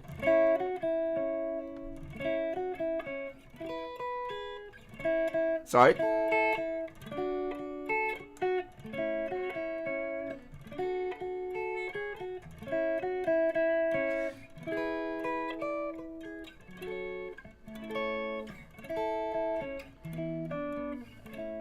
So inside those chords is there's this chord is a 1 3 5, 5 6 5 3, 5 6 5 3, 5 5 3, 1 1 5. 3 3 5 sharp 4 3 5 6 5 3 3 3 5 sharp 4 3 5 6 5 3 5 5 flat 7 5 3. That's the flat 3 of the 6th chord. This is the natural 3. That is that melody, and that's the 3 of the 1 chord, and that's the 1 5 3 1 flat 7 5 1. There, we're doing something that's a little bit of the hybrid of what I normally do. That is, say, if I think about this as the 1 chord, 2 chord, 3 chord, 4 chord, 5 chord, 6 chord, 7 chord, and the 1 chord, I'm taking the 1 chord, and this is the 1 3 5. I'm adding the 6 of that chord. I'm at the 2 chord. I'm adding the natural 6 of that chord. I'm at the 3. I'm adding the flat 6. So when we're thinking about the root of the 3 chord, it is the 1 flat 3 5. So I like to think of that as 7 peapods in a row. And when we get to maybe the 3rd peapod is a 1 2 3, we open it up, and then while that chord is functioning as the 3 of its parent/relative major scale, when we get up and look at it, we compare its notes to the major scale played at its root. That is to say, if I took the G major scale and started off of its 3rd degree, that would be where the B Phrygian mode comes from. And if I took the 1st, 3rd, and 5th notes of that B Phrygian mode, that's where that chord comes from. But if I want to kind of have some way of comparing all these chords so I can have a common language and a way of looking at them, I'm going to go, hey, let me compare that note, I should say that chord and the notes in that chord, to the major scale. Okay, so the idea is there's the 1, 3, and 5 of the major scale. There's the 1 flat 3, 5 of the Dorian mode. So we kind of go, oh, I got it. As we're opening it up and comparing it to the major scale, the Dorian mode is going 1, 2, 3, 4, 5, 6, 7, 1. It's going 1, 2, flat 3, 4, 5, 6, flat 7, 1. When I think about the root of that mode as a chord, I'm going to think of it as a 3 chord, so on and so forth, for 1, 2, 3, 4, 5, 6, 7, 1. Back in the day, I would have shown you the triad chord relay, which goes major, minor, minor, major, major, minor, diminished, major, major, diminished, minor, major, major, minor, minor, major, 1, 2, 3, 4, 5, 6, 7, 1, 1, 7, 6, 5, 4, 3, 2, 1. In 1994 or 1995, one of the things that, gosh, that was a long time ago, that I've been missional about showing people for a long time is not just that the order goes major, minor, minor, major, but you begin to place it and think of it as the 1, 2, 3, 4, 5. So you can see how those chords are, quote unquote, functioning in the key. So the 3 chord is based on the, wait for it, the 3rd mode, based on the 1, 2, 3rd note of the relative major scale. But as we begin to compare those notes, we compare it to the major scale at a common root. So we can kind of go, instead of being 1 through 5, that's 1 flat 3 5. And instead of going 1 2 3 4 5 6 7, Phrygian is going 1 flat 2 flat 3 4 5 flat 6 flat 7 1. So that is to say, when I begin to look inside chords and think about, all right, that's a minor 7. Then I'm thinking about it as it relates to the root of that chord. Kind of, it's got its own little inside, its little peapod thing going on. As I close it up, 3 chord, no matter what I play there.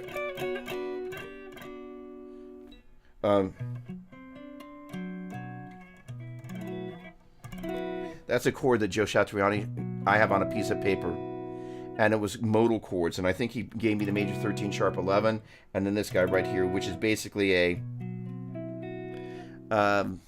there's a name. I'll have to go back and remember what, but basically what's happening, it's going to be a sus 4. I don't know whether he would have called that the 11, but basically what's happened is, well, you know what? Basically, this chord going 1 5 flat 9 4. You can also think of it as the 11, and then the 5 and the 1. But his whole point was, if you needed a chord that really gave you Phrygian,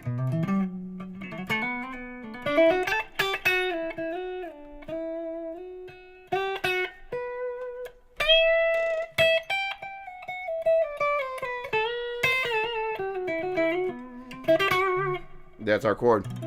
And then this one, nearly positive on that same sheet, there's the major 13 sharp 11. One of my favorite chords, Instant Lydian. This is sharp 4 / sharp 11. Gosh, that's a great sound. Listen to the sound of the pick.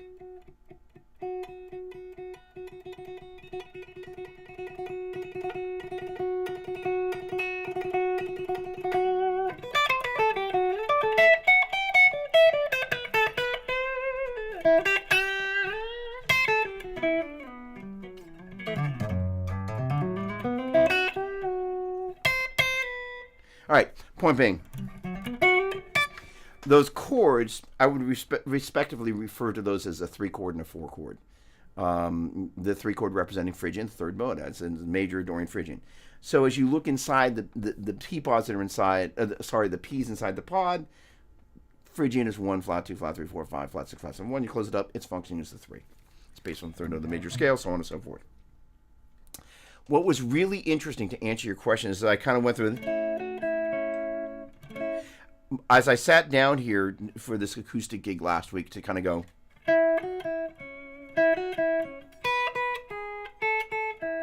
as I kind of, and I was playing, that's the 2 and the 7 of the key, as into 1 2 3 4 5 6 7 1 2 3 4 5 6 7 1 2 2 1 1 5 6 6 1 7 6 5 6 5 3. But as I was playing that, something just didn't sit right with me. And as a guitar player, there's certain things, like if I kind of go,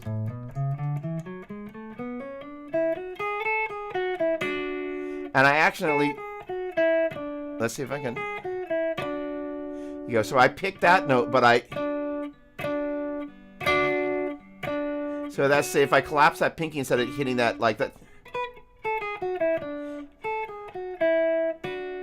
and I get that note there ringing on the second string, I'm like, what happened here? Why did that happen? So as I was like, man, I'm having a hard time thinking about that as the two and the one. I'm like, that's very unlike me. And I was like, and it's a feeling, it's a musical intuition, just in the same way I kind of went major 2 3 4 Dorian, a 6 flat 7 Phrygian flat 2. You know, as I started thinking about that, I was like, wow, there was an intuition. I was like, oh, there's a thing here, and I don't know what it is other than like it's musical intuition. And so what ended up happening was I can't just play the melody. I can't just sit there and go.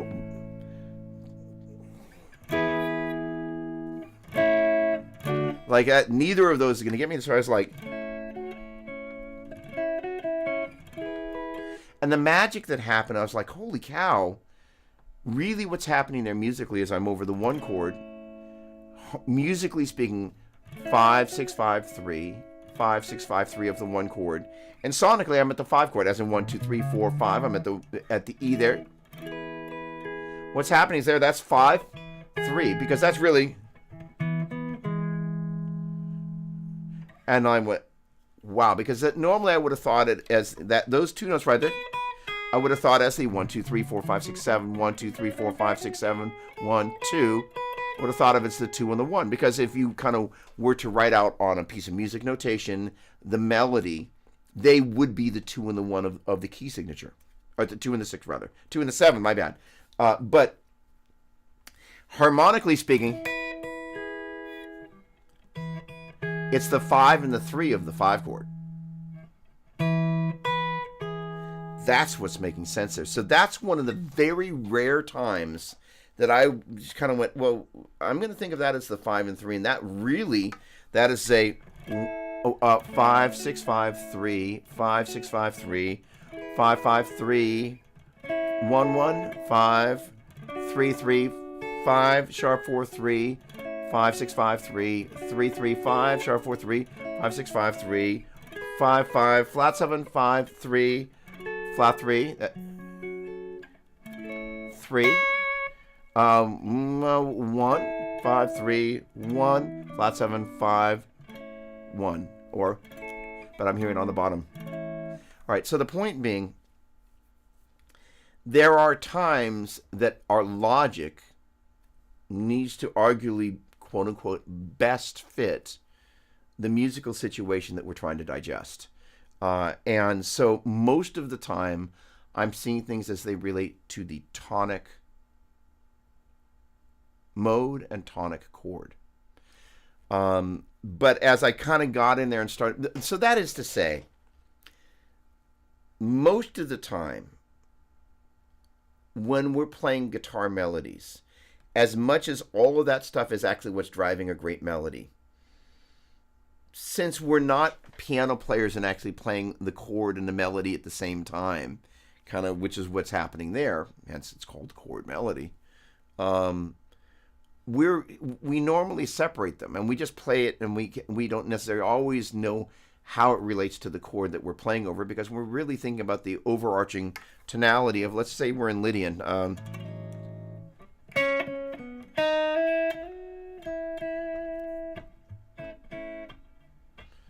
Let's see.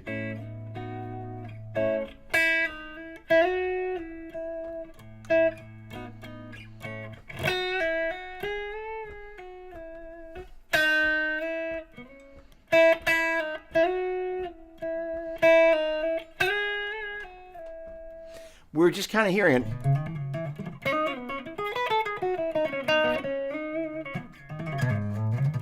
Even as it goes to the different chords.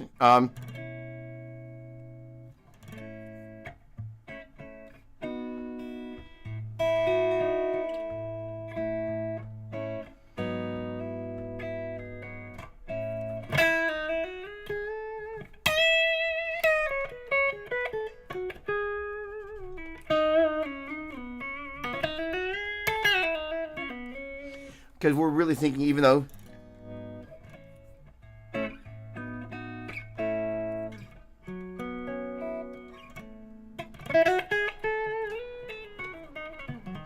I'm just kind of hearing that. And that's most of the time how I think about melodies. But when forced to play the melody and the chords at the same time, it just really kind of made me see it in a different way. Both are happening at the same time. The majority of the time as guitar players, I would just encourage you to think about, hey, if we're playing Lydian mode, if we're going, there's my one chord, sorry, that's a 4 chord. That's a 5 over the 4 in the bass. That's a 3 chord. That's 6 chord.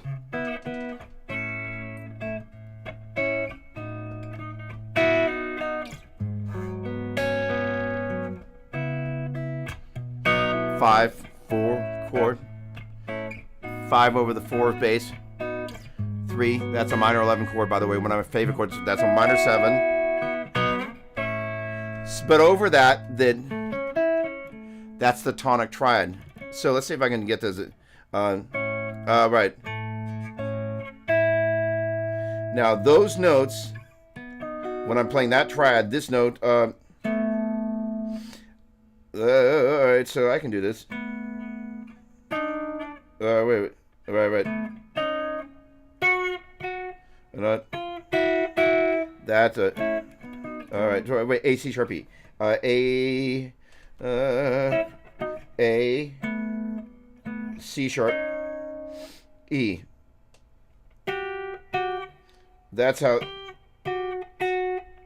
Wait. That's G. Sorry.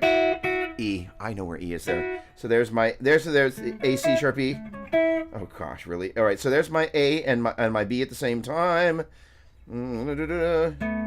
There's my C sharp and my D sharp, and there's my E and my F sharp. Those don't sound good together. That is to say, I'm playing those notes against this chord, and then the same thing's going to happen because that's basically is a second away, and then that gives us a little bit more proximity. But the fact is, if I play just the bass note and I hold the root,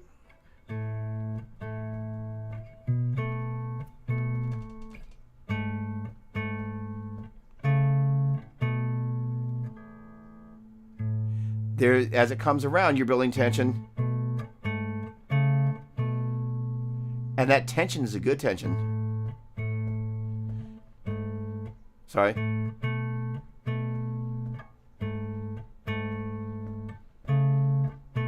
Now I'm going to go to 3. Sorry, let me just explain. I'm playing this A major triad. So those are the notes of the, as this thing goes through, it's a,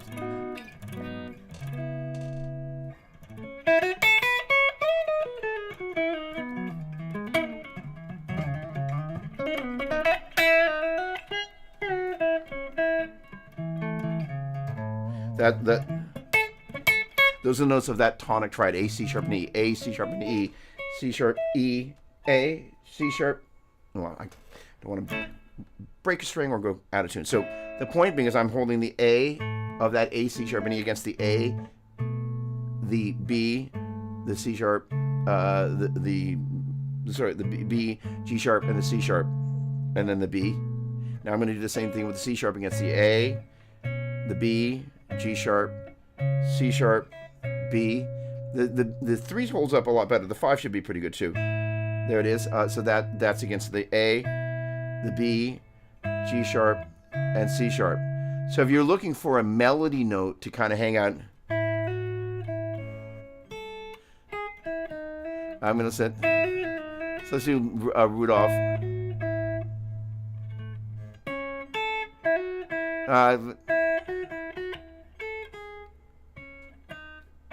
Right.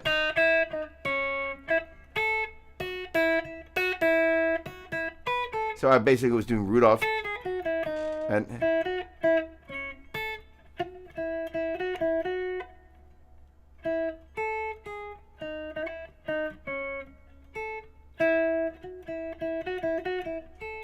not the best example, but the point being that 5.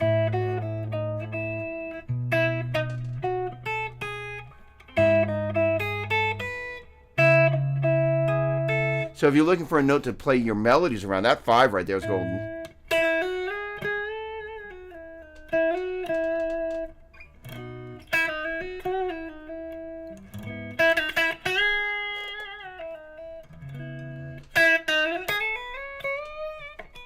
or a note that's just good to end your phrases on.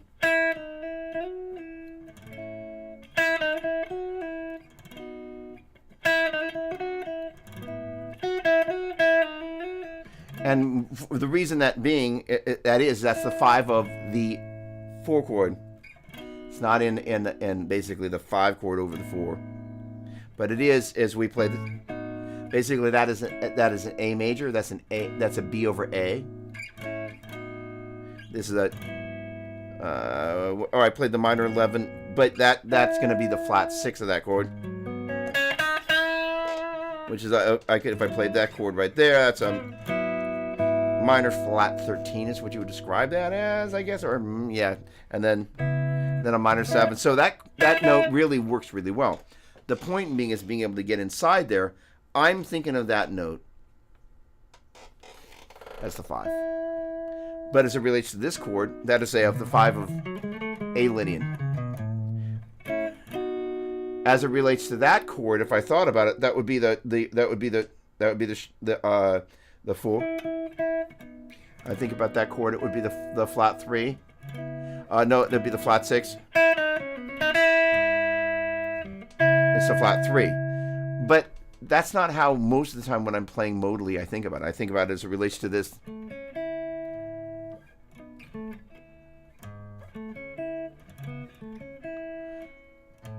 Such that tonic triad, when we come back, when the progression comes back around,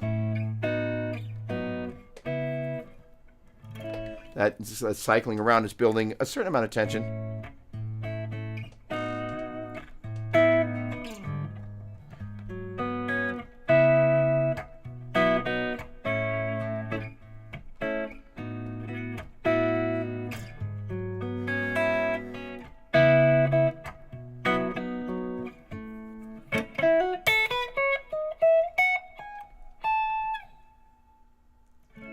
Now that if I go, you really want to hear. And if I go, you want to hear that? Sorry. So if you were to go, that's a great way to outline that triad from the note below and above.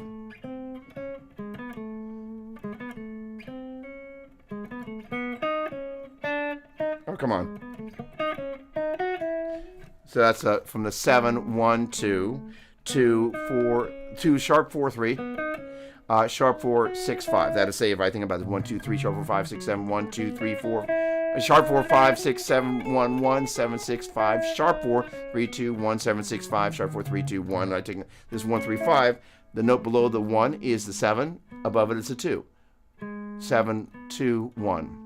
Next one I'm going to outline of the 1 through 5 is going to be the 3, 2, sharp 4, 3. Next one's going to be the 5. That's going to be sharp 4, 6, 5, 7, 2, 1, 2, 4, sharp 4, 3, sharp 4, 6, 5. And it's just a great way to really outline the quality of that. I probably lost like 5 million people. Yep. All right. That's okay. All right. Good.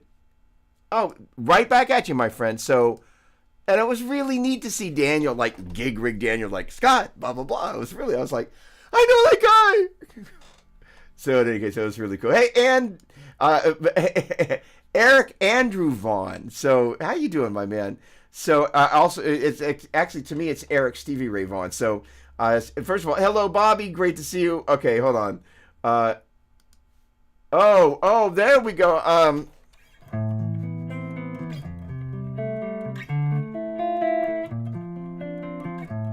So.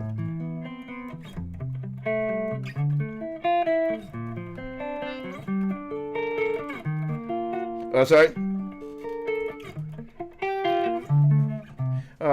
Right.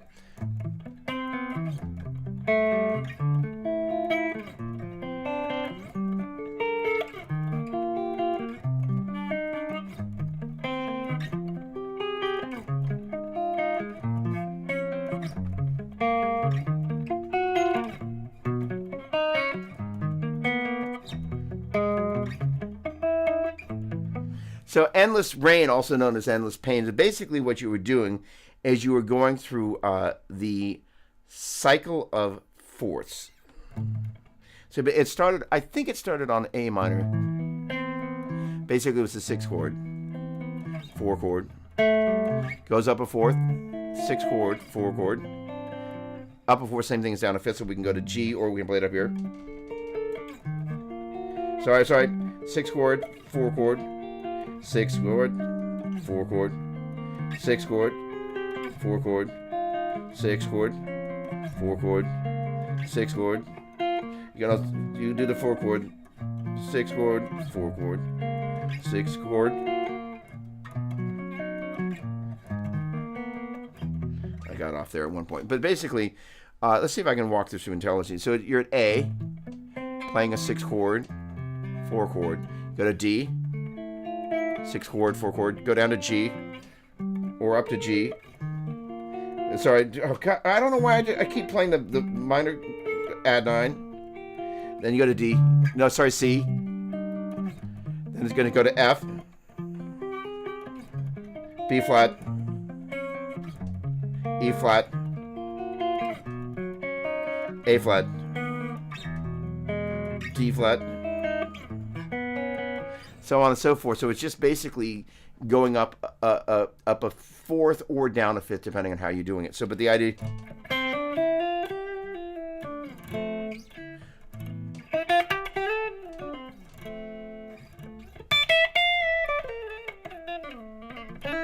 And the whole thing was, before I was talking about mapping out a spot where you can see the root on the second string and the first string. It allows you, and especially in a situation that's changing modes, where, and the whole point, first of all, it was a brilliant progression, but the other thing, he was like, get on your toes. So you would after you were done playing Endless Pain, because you really.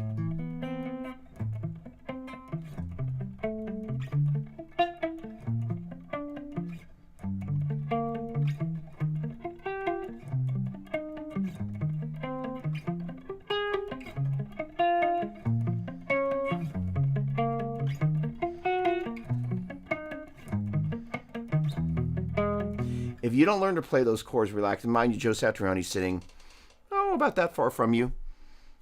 All right, Doug, go ahead and play it. And you're like, okay. And it's not like he did it to make you nervous. He was like, he did it to help you kind of get your act together. And the idea is you were intended to have practiced it at home. But the thing is, you're thinking about A minor. Then it goes to D minor. So instead of... So when you first go to solo over something like that,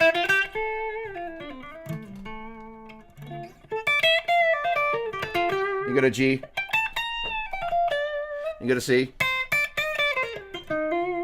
So you're usually chasing the root either on the low E string or the high E string.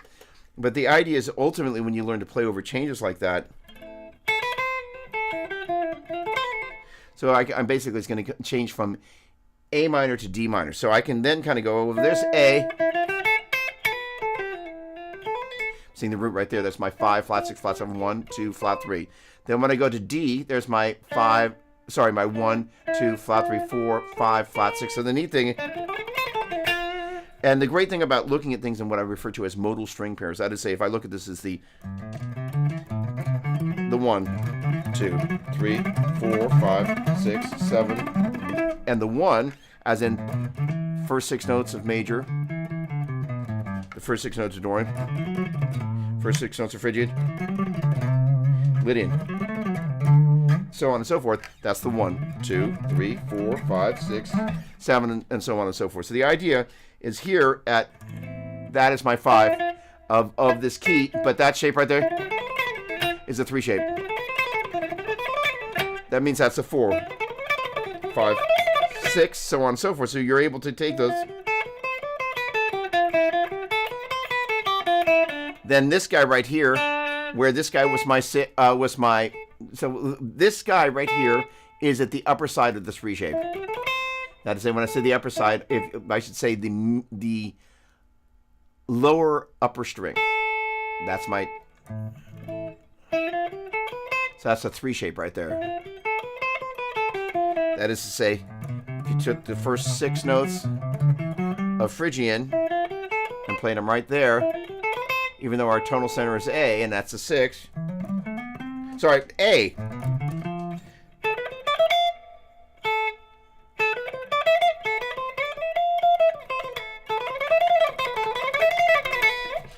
we're just basically walking down there. And then we can then go, okay, well, then the next one is going to be. So then we can go, hey. So we're going from a 3 shape outlining E being our 3, but A being our tonic. Then we go here. And that allows us to be able to navigate. Let's just say the chord progression is going.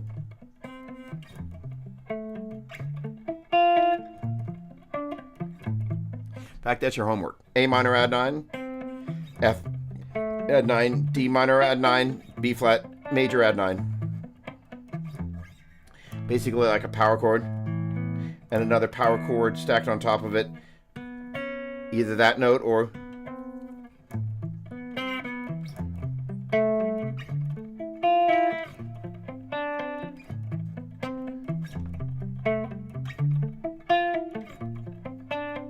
And that's A minor.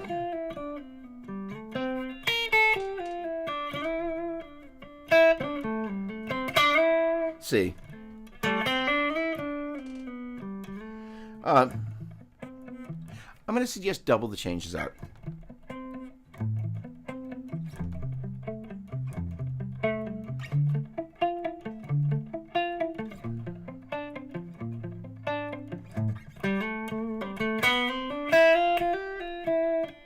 You can move up here.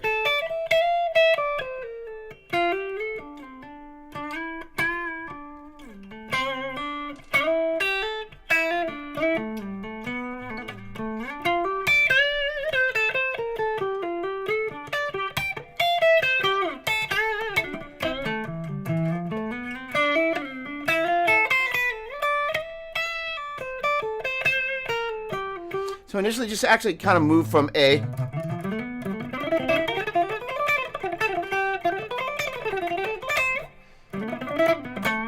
And then D rather.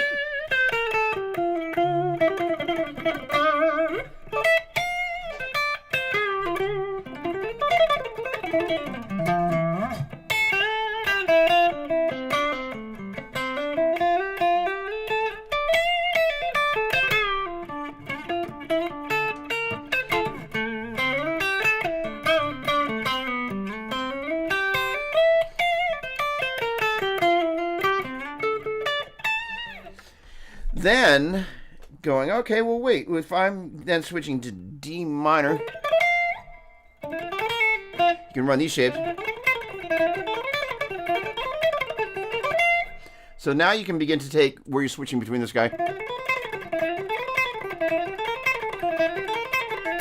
So that is to say, I'm taking my 3 shape, outlining this guy right there. And then I'm outlining D minor. But the next shape above the 6 is the 7. So I can then go between 3, 7, 3, 7 over that thing. You can also, and the point being is as you're playing melodically, you want to be outlining that D, F, and A. That D, F, and A. That dude's a D, F, and A. So now, okay, let's go a layer deep. So A, C, and E is our tonic triad for when we're in A minor. So there's our E, A, and C. And there's our D, F, and A. I love saying that. That dude's a D, F, and A right there. That dick. So there's your basic. So those are the money notes right there.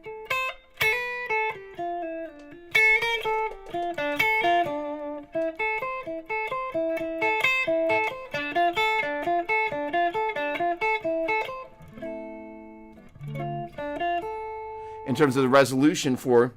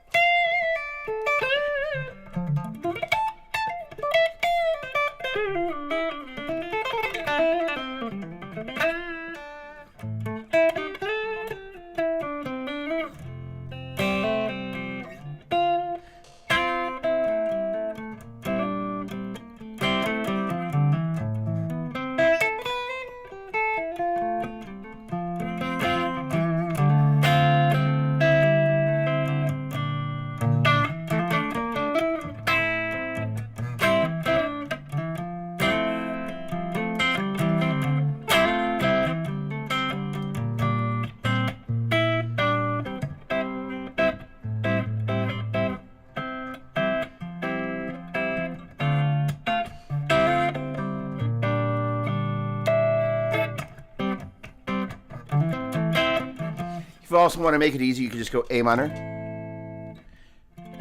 F major. So that's basically that C shape.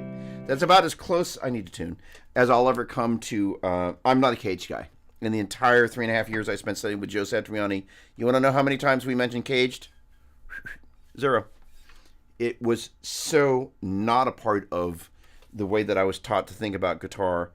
And I was absolutely blown away when Mateus Asado taught at Steve Vai's guitar camp.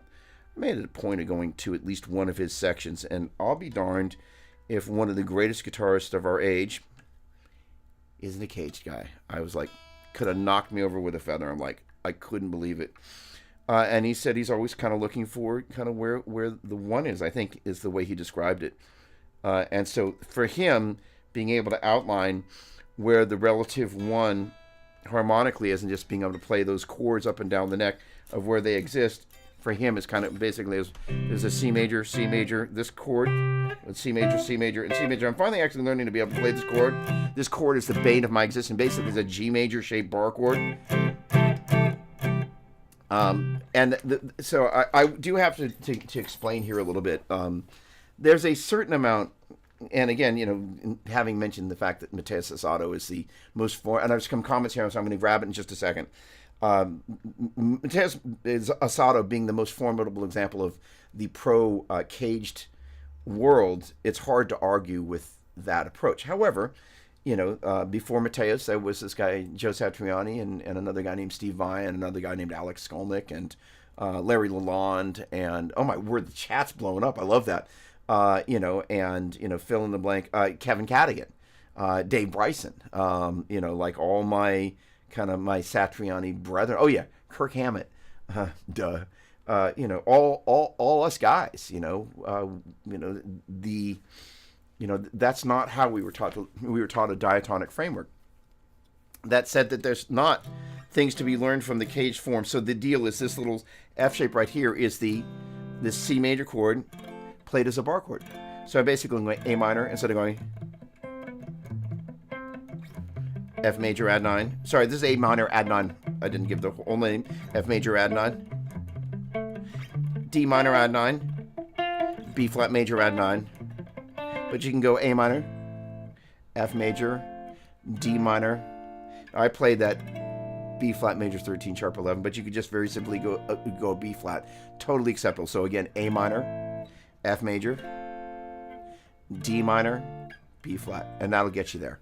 It's totally fine. So the deal is that being able to outline, and yeah, ideally,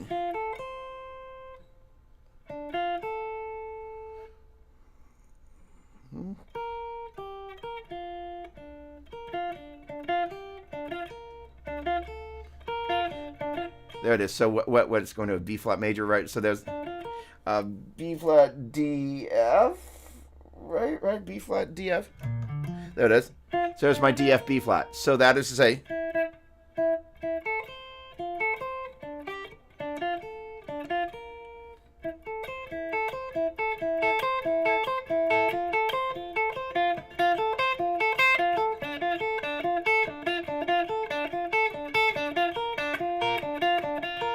so the neat thing about taking this approach is you now get there's your 5 1 flat 3 of the A minor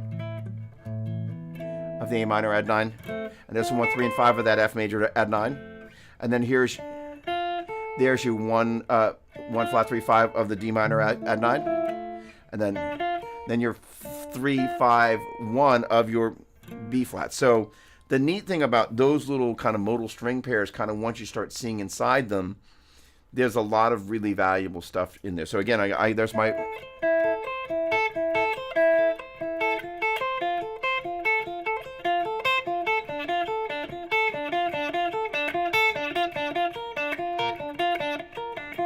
not only is it kind of a cool little arpeggio sequence, it also allows you to kind of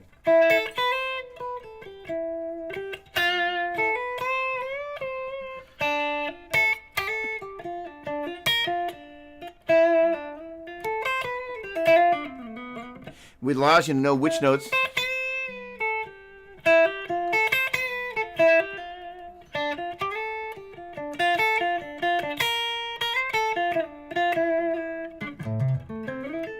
The other thing is once your ear begins to recognize.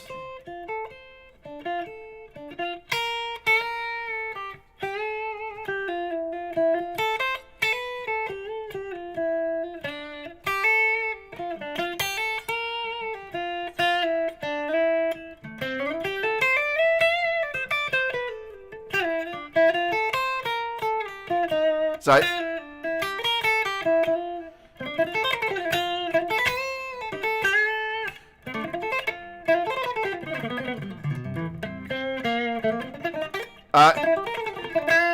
I got a little ahead of myself.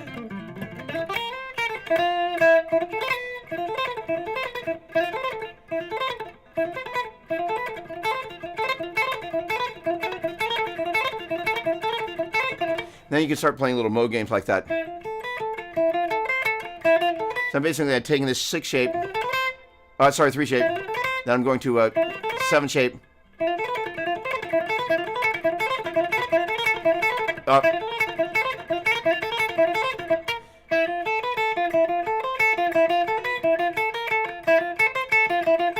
it's kind of taking this motif, so of these, that E, F, G, A, B, C, where A minor is our tonal center, and then that E, F, G, A, B flat, C, where D minor is our tonal center.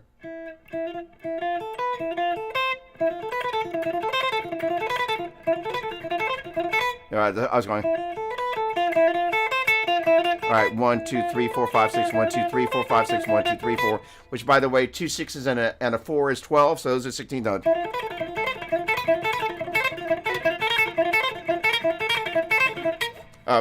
There we go. Those little kind of mode games where, again, here comes the change.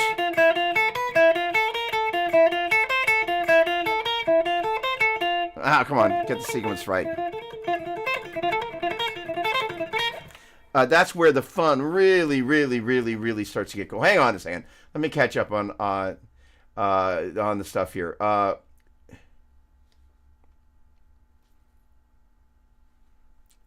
It was more like the students were getting torn up all over the place.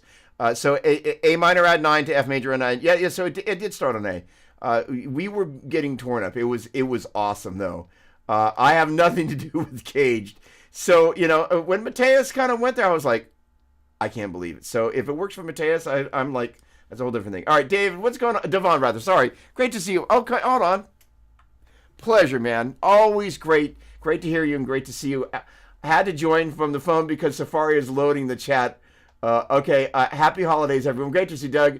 Has anyone told you recently you're an excellent teacher? Thank you very much. Really appreciate it. The ready access to theory and integration to guitar is inspiring. With great pleasure. That's one of my favorite things about this Saturday morning hang is that we get a chance to kind of, the guitar geekery. Flipping is just great. Hey, Brett, you're back. Oh, awesome. Yes. Awesome. You're back. Hey. Awesome. So, I mean, it's what's so neat about it. It's just, the great thing is I had 3.5 years to sit there across from Joe Satriani for the most part, every Saturday, like at 10 or 11 o'clock for an hour. Just like, and it was just, he was I remember Joe as being 24 because at one point during the midst of all of that's how old he was. And was just so inspiring to just watch how he taught these things. And so, he really kind of instilled a bunch of that the way of looking at music. And so it was such a modal way of doing that. And then he didn't necessarily, and the thing as a teacher, Joe was like, the students that he rewarded with more were the ones who went home and worked. So I would go home and work. And when I didn't work, I would be chastised, and appropriately so. He just kind of he let you know that there were rewards for working hard, and there were the recrimination of not having worked, because the expectation is he wanted me to reach my potential. And for the most part, he was happy with the results. And when he wasn't, he let me know. And that just, I'm so grateful for that. So the point being of what we got a chance to do is I've had a chance. I'm a different type of teacher where I like to spell stuff out to people. But it was a different time. And his goal with me is like, I'm going to need to make, because I've gotten increasingly, I'm going to give people, I'm going to put it in their fingertips, because for me, especially teaching via Zoom and via distance learning, you got to kind of go, hey, this is the shape right here, right? Those are the notes. E, F, G, A, B, C. All right, great. Then this is the shape right here. And these are notes. E, F, G, A, B, flat, C. Got it. And by having said, by the way, that's E, F, G, A, B, C, and having said E, F, G, A, B, flat, C, instantly all of that, not just the shape, but the note names, and then, kind of going, okay, that's kind of, I get a chance to digest that for people and just kind of hand it to them. It's a really rewarding experience. The give and take is really important for me. Okay. So, and Rhett Schull is a great player. And, needless to say, he's having more than a little bit of impact. The thing is that this type of modal music, generally speaking, if you go to play, where Caged really, in my opinion, falls short, is show me the 5 caged chords for minor and diminished chords. If I had my guitar, it would be, it's just, it does not, and it does not provide a diatonic framework. I don't know, let's take spread triads. If I can go major, if this is G, A, B, C, D, E, F sharp, G, and B, C, D, E, F sharp, G, A, B, and D, E, F sharp, G, A, B, C, D. Collectively, that's G, B, D, A, C, B, D, F sharp, C, G, D, F sharp, E, G, B, F sharp, A, C, G, B, D. And yes, that is, I'm playing shapes. Shapes are a big part of the guitar. But if I can go, hey, that's G, B, D, that's also my 1, 3, 5. I'm going to keep the 3 in place. I'm going to take the 1, the G, I'm going to move it down an octave to 5. I'm going to move it down an octave. So instead of going 1, 3, 5, I'm going 1, 5, 3. Great. 1, 5, flat 3, 1, 5, flat 3, 1, 5, 3, 1, 5, 3, 1, 5, flat 3, 1, flat 5, flat 3, 1, so on, so as in major, minor, major, major, minor, diminished, major, major, diminished, minor, major, major, minor, minor, major. I'm at my 4, 5, 6, 7, 1, 2, 3, 4, 4, 3, 2, 1, 7, 6, 5, 4, 1, 4, 2, 5, 3, 6, 4, 7, 5, 1, 6, 2, 7, 3, 1, 4, 1, 4, 7, 3, 6, 2, 5, 1, 4, 7, 3, 6, 2, 5, 1, 4. That's what Caged doesn't do. And for me, that's the money right there. Because you're then going, okay, I'm taking each of the common strings that we play our bass notes off of, mapping them for the key of G, because it's a great key because it goes from the bottom of the neck to the top, and I'm going, all right, now I'm going to kind of go, I'm going to plug in the triads off the 6-string root. I'm going to plug in the triads for the same key off the 5th-string root. And I'm going to alternate, think of it as a 1, 4, 2, 5, 3, 6, 4, 7, 5, 1, 6, 2, 7, 3, 1, 4, 1, 4, 7, 3, 6, 2, 5, 1, 4, 7, 3, 6, 2, 5, 1, 4. And all of a sudden, 6 chord, 4 chord, 2 chord, 5. Because I can think of that as 6 as in the minor scale.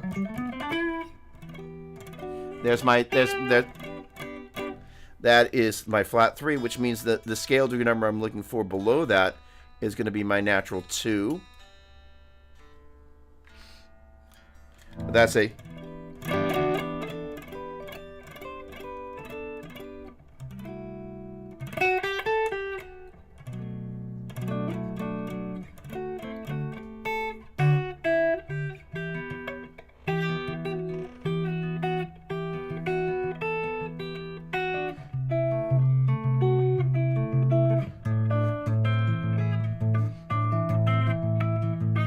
Come on, Doug.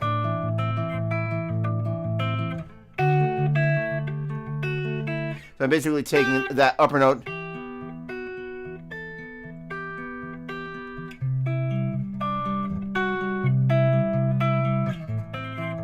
I've changed the note. Before I was adding the note above it, but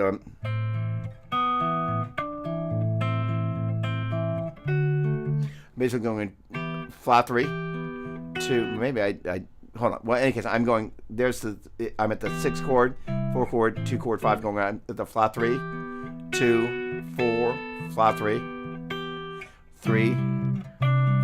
2, sharp 4 of the 4 chord, flat 3, 4 of the 2 of flat 3, 2, 4 of the 2 chord, 5, the 3, 2, 4 of the 5 chord.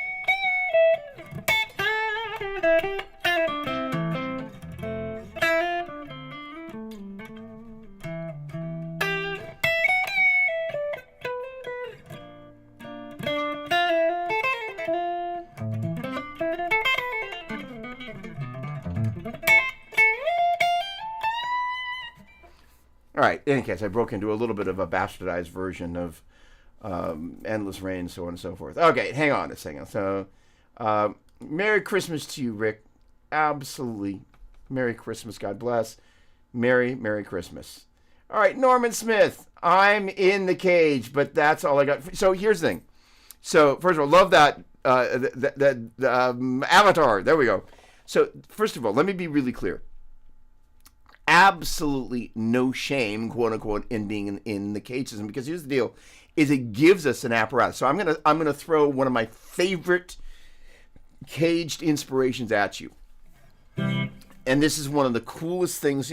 I think at the point where you get to start to study stuff and the guitar begins to reveal stuff. If you take, again, kind of like a minute ago, I played that C major shape there, and to me, I'm literally thinking cage there, where you kind of go, all right, there's that guy.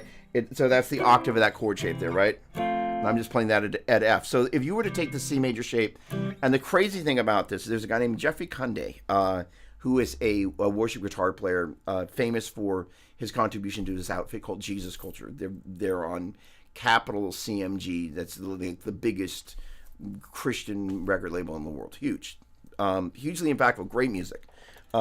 But the deal is he had this training course, and one of the things, and he started down this, and then he just kind of left it. I was like, so the deal is, if you look at your C major chord, and you look at this as C, E, G, C, E, that's C, E, G, C, E, G, C, E, and you'll think about 1, 2, 3, 4, 5, 6, 7, 1, 2, 3, 4, 5, 6, 7, 1.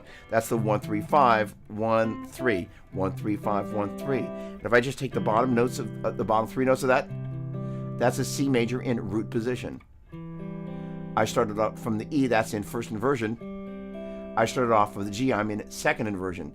So he said, by the way, if you take an open position C major chord, you've got C major in root position, first inversion, second inversion. I was like, I can't believe what he's about to do. And then he just left it there. And I was like, this is where cage falls short. So this is specifically for you. If we take the key of C major as in C, D, E, F, G, A, B, C, and if we were to take C major and take its first, third, and fifth notes, that gives us C major.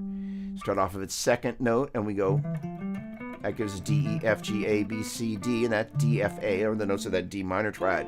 And then E, F, G, A, B, C, D, E, E, G, B, E minor, F, G, A, B, C, D, E, F, F, A, C, G, B, D, A, C, E, B, D, F, and C, E, G. Those are the triads for the key of C major. So what he did, so if you just kind of go off of C, D, E, F, G, A, B, C, or he didn't do, but you can then go, okay, well, there's root position. We did this a while back. And then if you take this little bit, well, there is your root position 1, 3, 5. And you could, by the way, kind of go 1, 5, 3. It's just that the root's in the bass there. Then you take this guy and you go, wait a second, all right. Then this is the easiest way to create inversions ever. Because most of the time when we think about an inversion, that's a G major voiced 1, 3, 5, 3, 5, 1, 5, 1, 3. And you're jumping around the neck. This, you're like, oh, snap, this is the easiest way. So the idea, though, is that now my root is right there. That's C, D, E, F, G, A, B, C. So now I'm at my 1 chord, 2 chord, 3 chord, 4 chord, 5 chord, 6 chord, 7 chord, 1, 1, 7, 6, 5, 4, 3, 2, 1. That is say, if this is 1, 3, 5, 1, 3, this is 3, 5, 1. Flat 3, 5, 1, flat 3, 5, 1, 3, 5, 1, 3, 5, 1, flat 3, 5, 1, flat 3, flat. Oh, wait, hold on, sorry. 3, 5, 1, flat 3, 5, 1, flat 3, 5, 1, 3, 5, 1, 3, 5, 1, flat 3, 5, 1, flat 3, flat 5, 1, and 3, 5, 1, 3, 5, 1, flat 3, flat 5, 1, flat 3, 5, 1, 3, 5, 1, flat 3, 5, flat 3, 5, 1, flat 3, 5, sorry, 3, 5, 1, 3, 5, 1, flat 3, 5, 1, flat 3, 5, 1, 3, 5, 1. I didn't say that very well, but that, basically what I'm doing is any place I play major, sorry, that's gonna be C, F.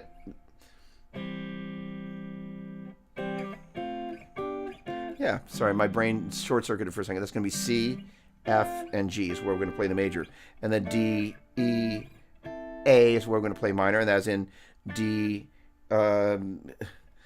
There's C, F, and G. That's where I'm gonna place my majors, and then D, E, and A is where I'm gonna play my minor. And at B, I'm going to play a diminished. So that is a C major, D minor, E minor, F major, G major, A minor, B diminished, and C major. So that's a really easy way to go from playing these, just 1, 3, 5.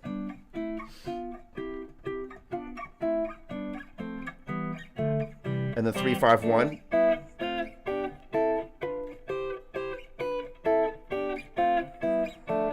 And then this little guy is like a D shape, but we're playing it down here. And so now the root is still here. C, D, E, F, G, A, B, C, still major, minor, minor, major, major, minor, diminished, major, major, diminished, minor, major, major, minor, minor, major.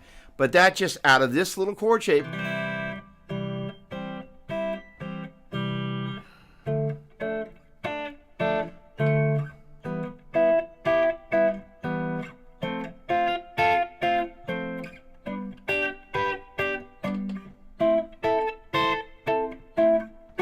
Oh, come on, that's diminished.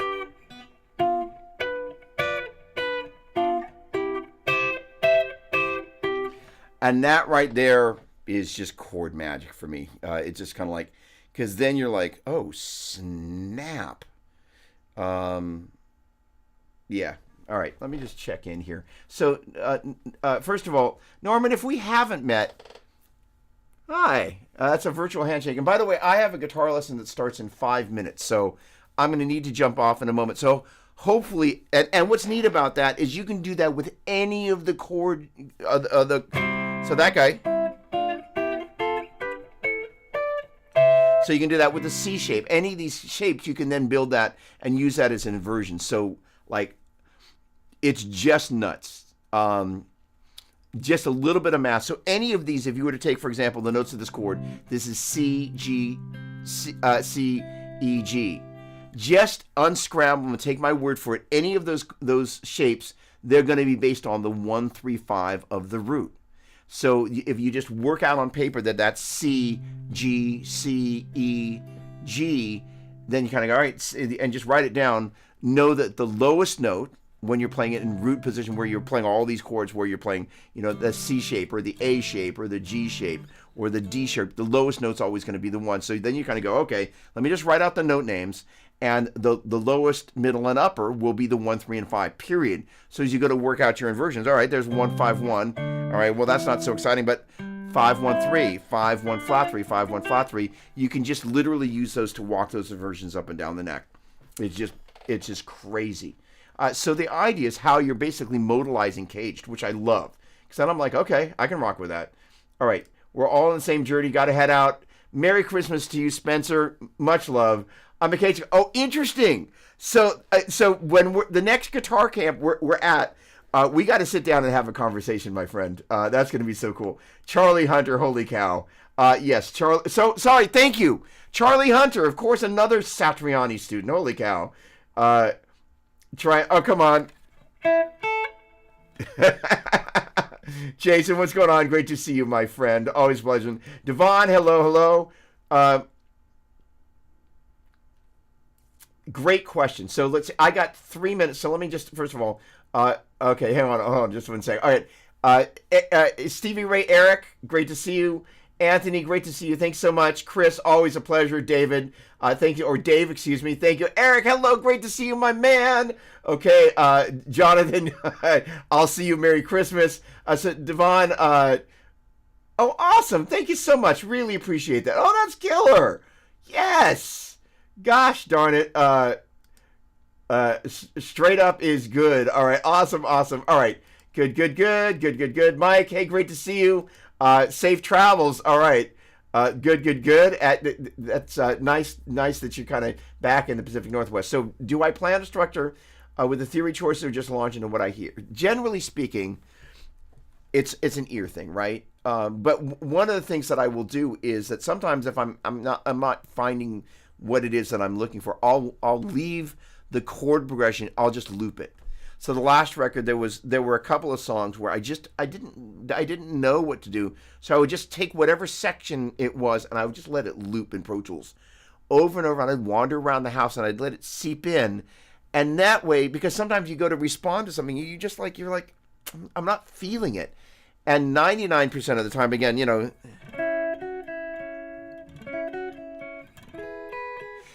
amazingly enough, the chord tones really are informative about stuff. But sometimes playing out of the chord shapes just kind of sucks for rock, right? For chord melody and that. But it just doesn't work really well for rock because of the way the music is created. So the point, as I said to Anthony, it's a matter of sometimes having a logic, and sometimes the logic is different for different styles. So in terms of a melody, the idea is that you're listening for the chords, and it's as if you're fishing for that thing that dances between them, right? For example, 1, 3, 4, 5 over the 4 chord. That's 3, 2, 1, 6, flat 7, 1. So all those melody notes make sense against those chords, right? That in many ways is more like, although I won't say. Now I'm at Ed Rudolph, but the point being is, but that type of a ballad where you could literally.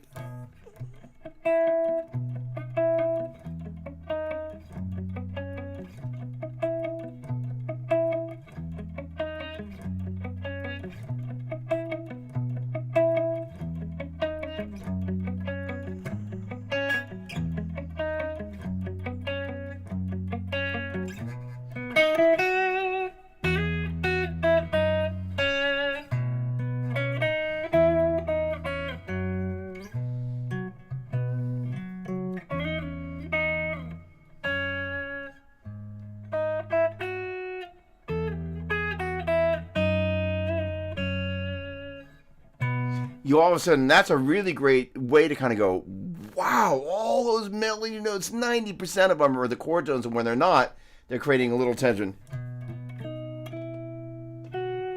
So that is to say, leaving it when it's not coming, just leaving the chords looping or throw it down in a looper and just kind of sit there with it a minute. Just let it kind of sink in, because the chords ultimately, even if it's just like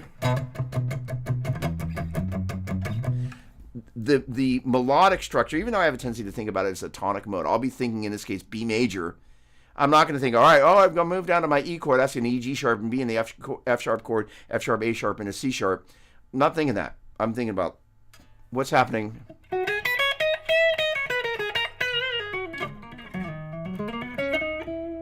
What's happening there. So sometimes it takes a while for just the chord progression and the tempo and all that stuff to sink in. All right, I got to get to my student. Have a great one. Merry Christmas. Much love to all. Thank you for making my day awesome. Cheers, everybody. Thanks again. Bye-bye.